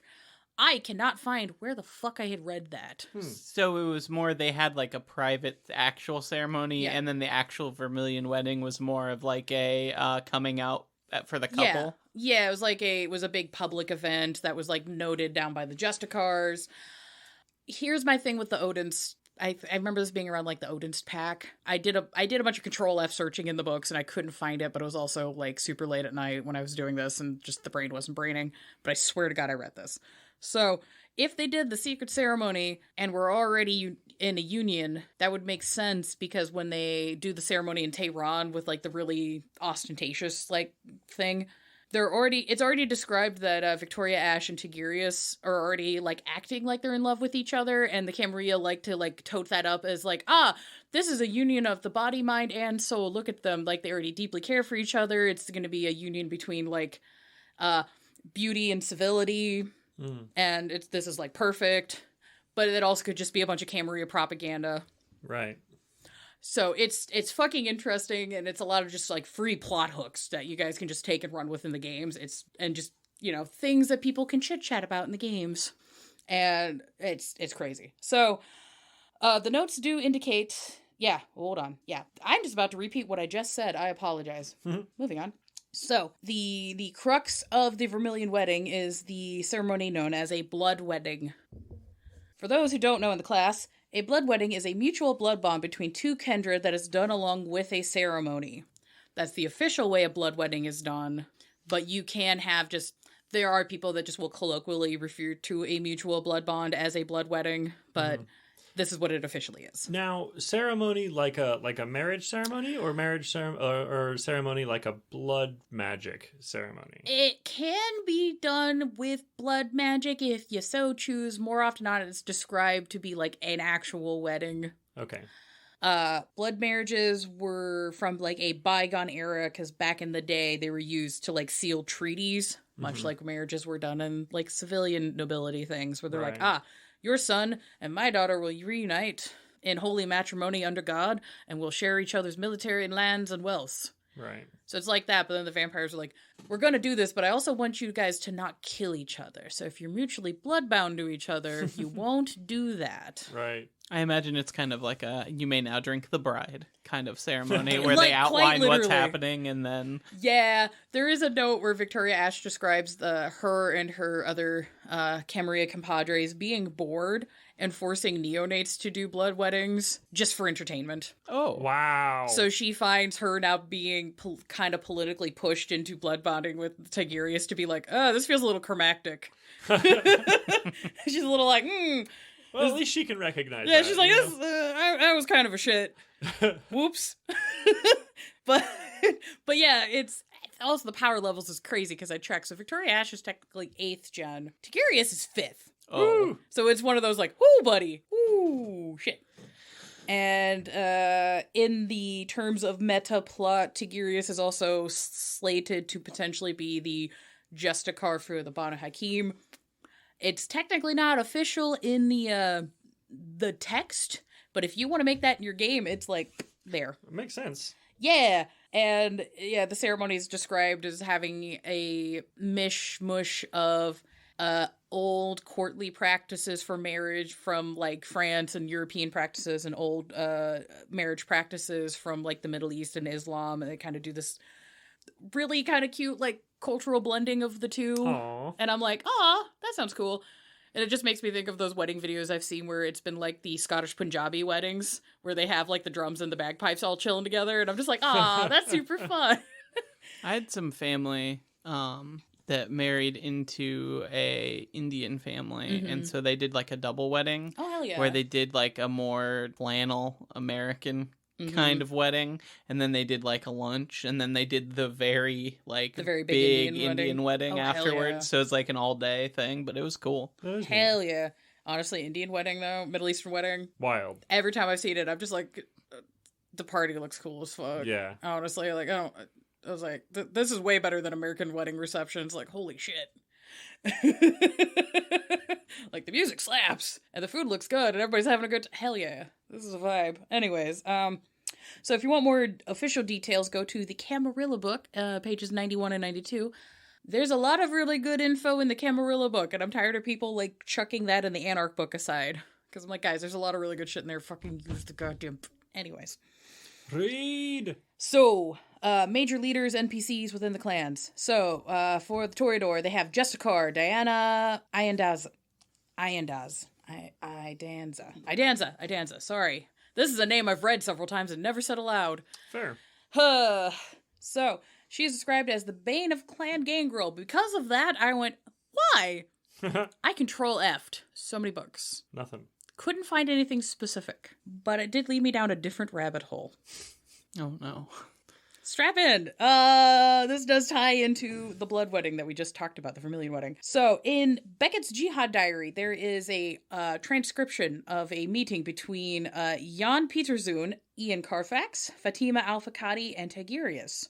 And Beckett's there, of course, because he's got the fucking tape recorder. Because, of course, Beckett's there. If you know your lore, these are all really big names. Yeah, Jan Pieterzoon, you should remember from the Venture episode. Ian Carfax is from the Tremere. And Fatima Al-Fakadi is from Banu Hakim. She's a big NPC. And then Tigurius, obviously, also Banu Hakim.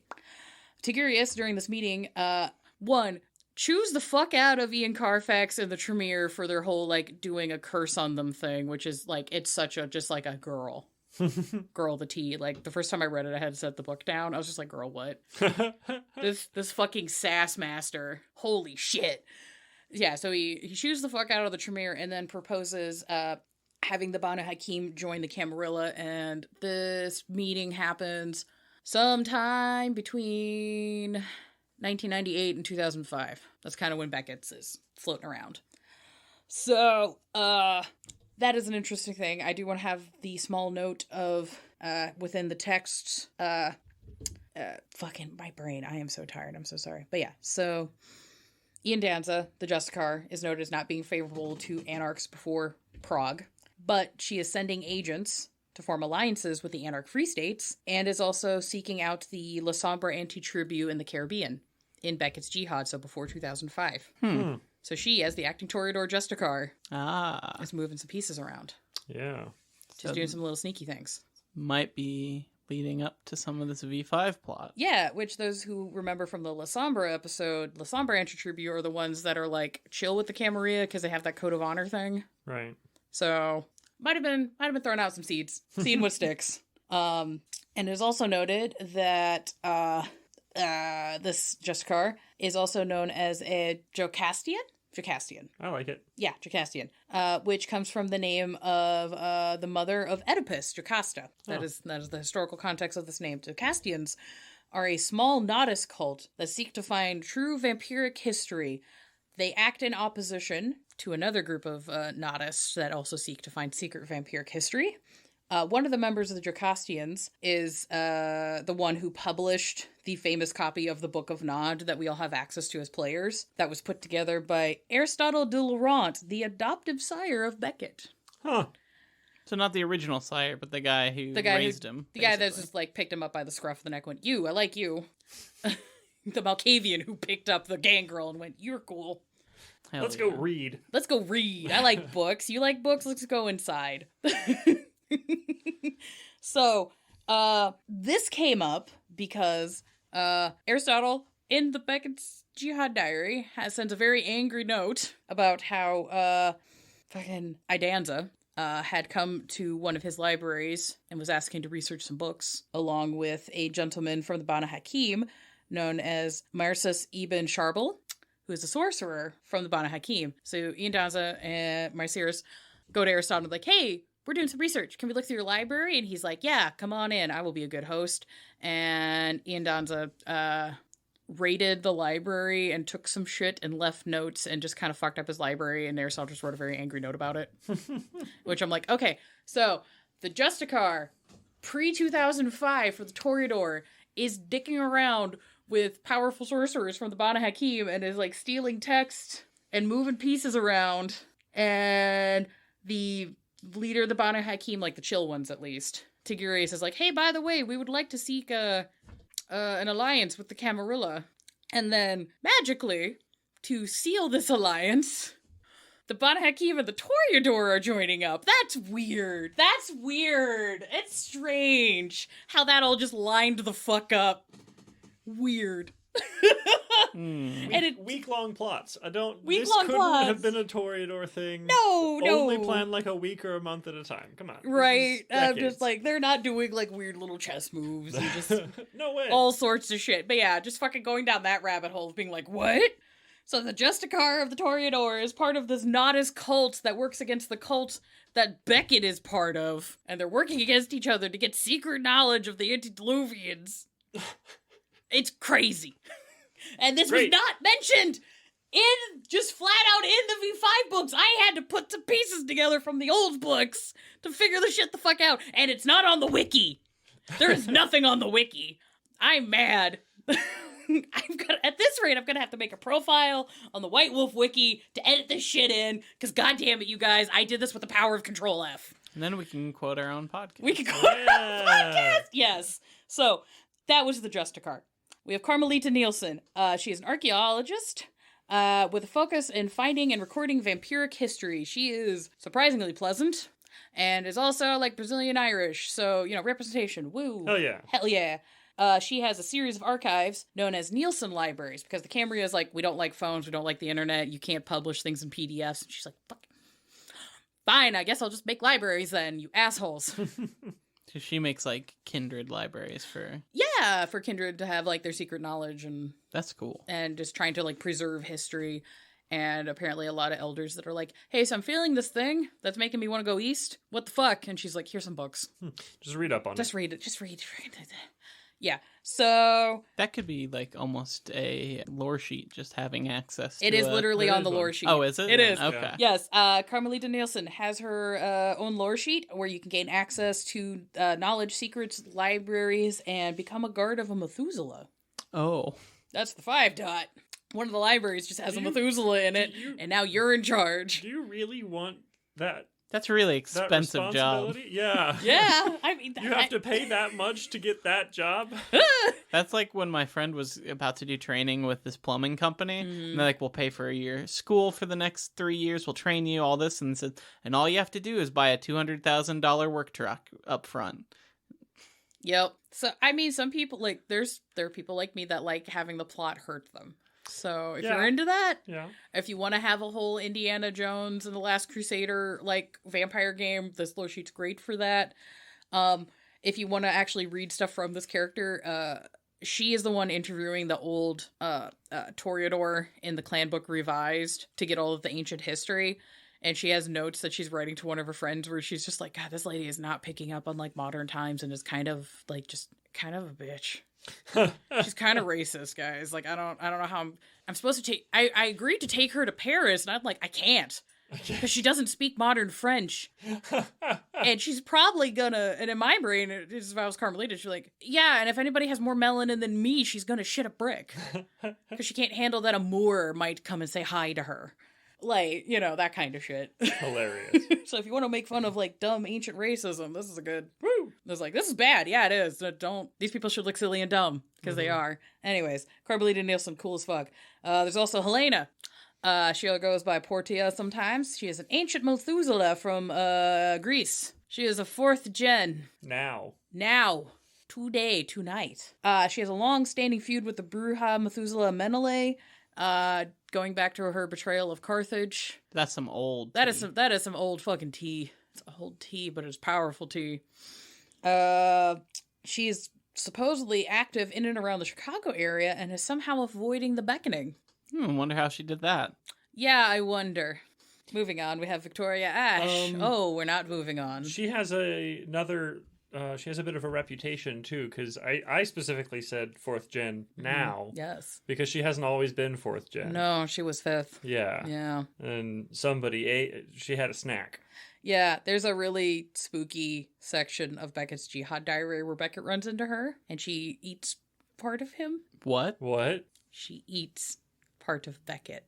Part of him. And he's kind of chill with it because that's how presence works. Yeah. When you're that old and powerful, it's fucked. Yeah, I don't like that. It's very spooky. It's very good horror writing. She's a scary lady. She's scary. She's a really scary lady. Good example of a Toreador who has not succumbed all the way, but not doing great. Kind of skipped a little bit down the path of fuck humanity. I don't need that. Yeah, definitely a good example of like, hey, our brains, the hardware that vampires are running on, our brains are only meant to hold like maybe a century's worth of info, and if you go beyond that, sometimes you get a little unhinged. Just a bit. Just a little bit. Just a little, like, as a treat. As a treat. Speaking of a treat, we have Victoria Ash. She was born in 1600s France and was a sex worker who followed around the French army until she caught the attention of Prince Louis II and then her sire. Oh. Because he's like, I see what you're doing, girl. You want to get better at it? Okay, I like that. And yeah, so I was like, she girl bossed and then has continued to girl boss. Nice. She was at one point the Prince of Atlanta, Georgia.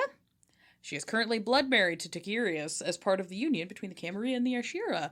So she's not the Justicar of the Toreador, but she's like a massive important figurehead. Like, she was already kind of a big deal. Mm-hmm. And now it's just like, oh, she's the one of the biggest roses right now because she's got like the hottest of tea. Right. Because, you know, there's a lot of Toreador that are just like, one, the wedding. Oh my God, the wedding. And then people are probably just being like, so I got some questions about Tigurius. Okay, can we have girls' night? I have questions, girl. You got to share. She's also a former prince. Yes. In the small club of former princes who are still alive after being a prince. Yeah, you don't often get to be a prince and then be not prince and then just still be kicking around. So Victoria Ash is often held up as the poster child of the clan. She is featured in a lot of the main, like, Toreador, like, character art from, the line. So if you've seen a picture of a Toreador more times than not, it's probably her. And she has a lore sheet that lets you gain access to an invitation to the Vermilion wedding. You could have been there if you want to. That'd be cool to run, too. Yeah, that would be such a cool thing to run. Where you just, give all your players, invitations. You get an invitation. Yep. Yeah, no, it'd be cool as fuck. Some of them are like, why did I get an invitation? I'm kind of having to deal with that a little bit in one of my games because I'm playing Abano and it's like right before the wedding. And so now I'm having to deal with the politics of like, oh fuck, do I have to go? Am I being sent an invitation? I don't want to go to Tehran.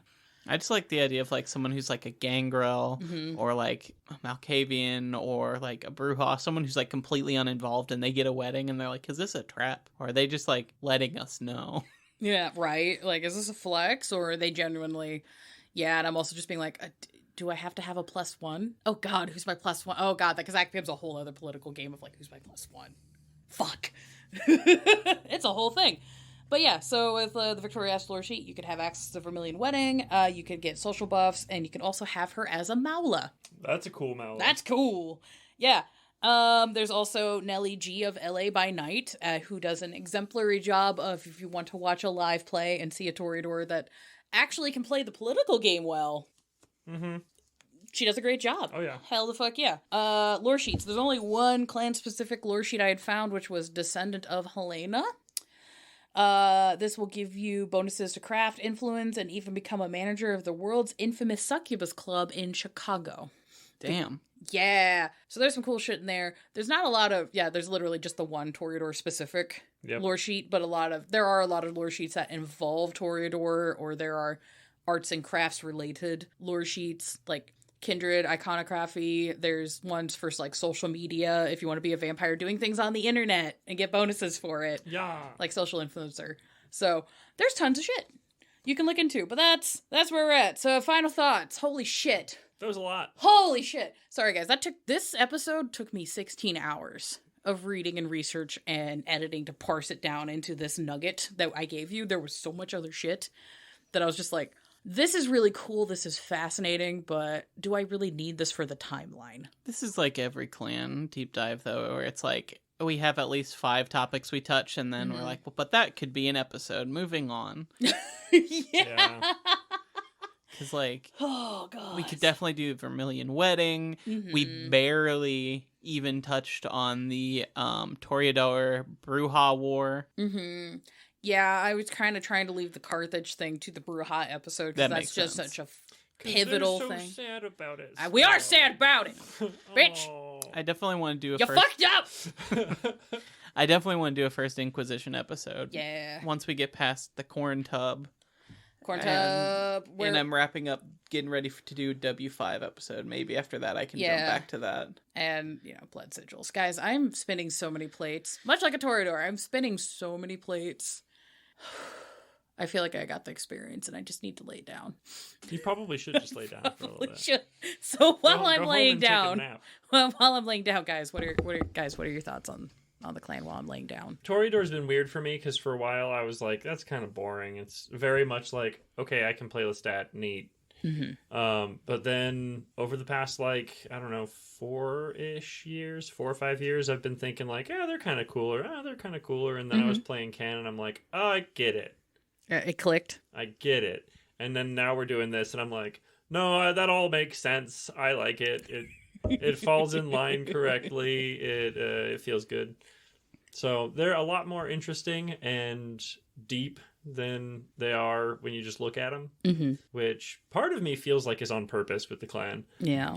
Because, if you can just hide behind the pretty face and...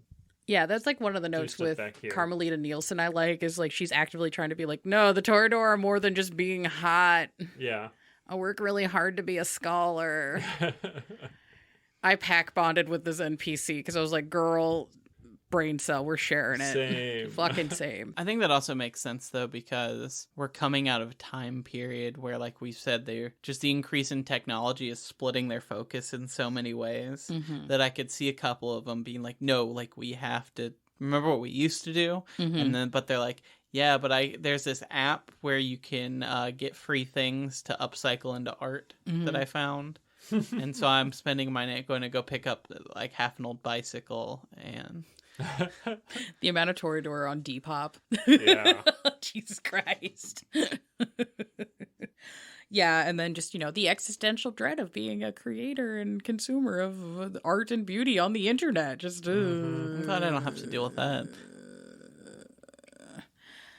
Little bit of everything. Anyways. I like Toreador. Yeah, they're fun. They are. You can do a lot with them. Good stuff. I think Toreador suffer from that problem of kind of like the Ventrue, where they're seen as like a basic vampire, so people don't inherently seem interested in it.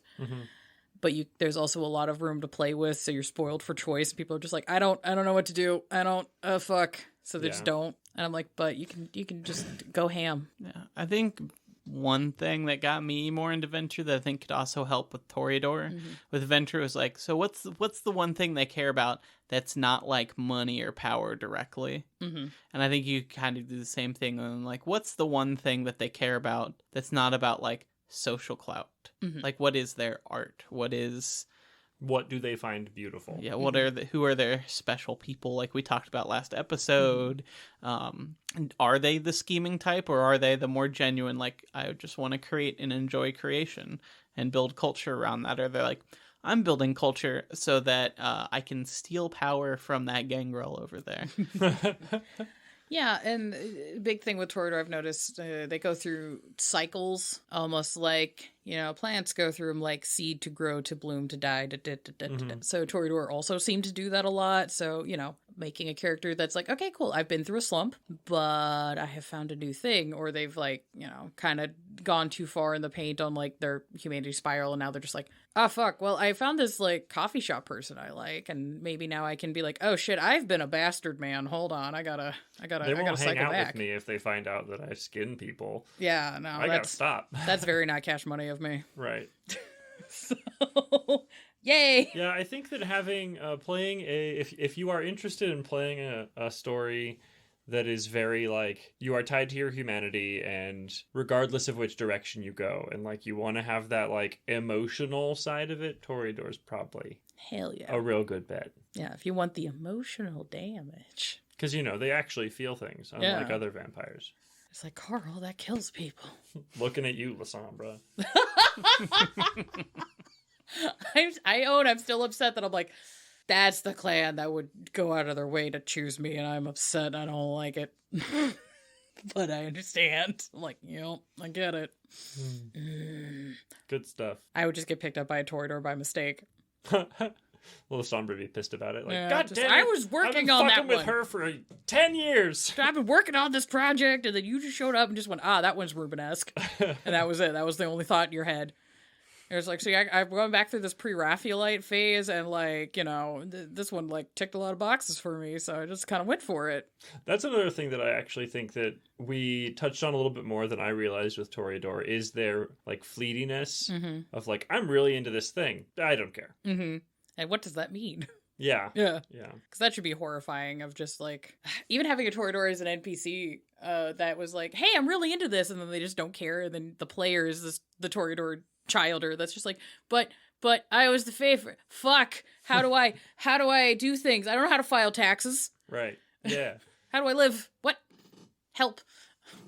Or isn't just like a same level NPC where like their party is trying to gain favor with them, so they go out of their way to make some art for them as a gift, and they come back with it and they're like, oh no, I haven't been into that art for like 3 weeks now. I guess you can go put it in the closet. Just done these gorgeous creations of right. like technical masterpiece, and they're just like, I'm That's doing this now. Like, I understand the marble is like really well polished. It's almost like shiny and all. It's pretty. So anyway, and they turn to the person who's now their new affection. They're just working on macrame. Oh my gosh, the celerity with macrame. Get so much done. So much done. Macrame a house. I almost wonder though if a lot of Toreadors like wouldn't use like their powers to do stuff like that. Like it's got to be genuine. Oh, like, for sure. I'm sure a lot would be.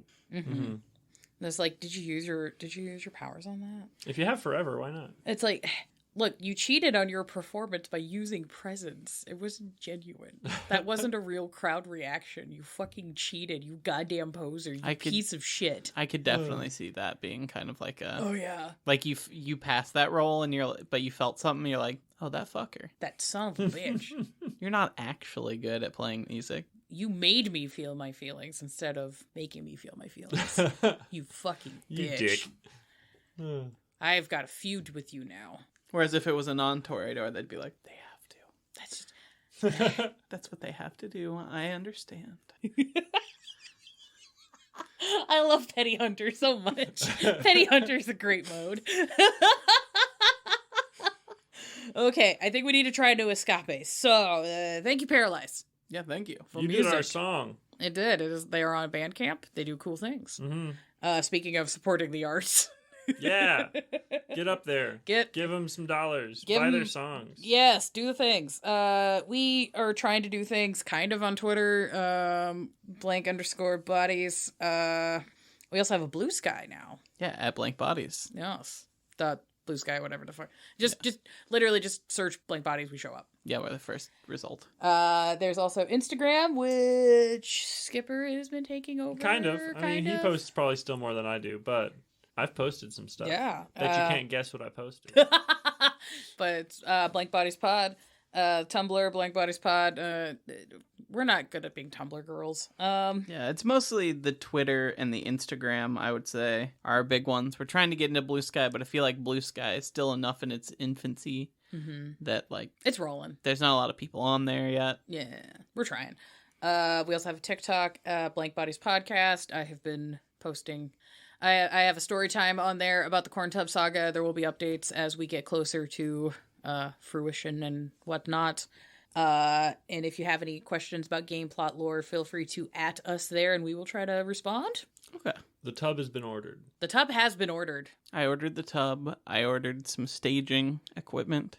Last week we got some cameras. Yeah, we are doing our production, which was facilitated by listeners like you through Patreon. Thank you. Wow, we just turned into NPR for a I second. know. We had our PBS moment. We had Yeah. the PBS moment. Again, thank you all for your support. If you wish to support us, we have various tiers that let you have Discord tiers on our free Discord and gets access to some of our Patreon corners where we ask for help and sometimes organize some things. There's also voting polls to help us like organize and run the show. And we got stuff for illustrations, show notes, so on and so forth. If you're doing cool things in the creation space of goth and horror and gaming, any of those functions, feel free to talk to us. We would love If you're a vampire, Yes, if you're a real life vampire, do it. you can just you could DM me. You can slide into the DMs. You could slide into the DMs. You don't have to make it a big production. Yeah, you can call him on his cell phone. You can call me on my cell phone. Call me, beat me if you want to reach me. But we also have the Gmail, blankbodies@gmail, if you want to organize, interview, or have other collaboration talks you wish to have. Yeah, we'll have a fun interview next week. Yes. And we didn't mention at the beginning, so I think now is a big time to mention with all our patron stuff. We are doing our patron October giveaway. Mm-hmm. So that is in full effect. We are giving away a copy of W5. We're giving away Dice Coffin. There's with a set of vampire die in it. Mm-hmm. We've got some stickers and official Blank Bodies t-shirt. I was doing some organizing around the house, and I may have found a very special item to give away. This giveaway is for our patrons, and we're gonna do the drawing during the corn tub stream. Yeah, so check that shit out. yeah. Anybody who is a part of the Patreon at any tier before the end of the month, you got till Halloween. Let's giggity go. Get go. I think I might have found also a thing to donate. Ooh, A couple of things to donate. They will be revealed in the social medias. Ooh. We're trying, guys. We're trying to figure out how to internet. Not good at it. No, we're not good at self-parmo, but I think we've done it. Goodbye. Goodbye. see ya, dude. Mwah. I can die now.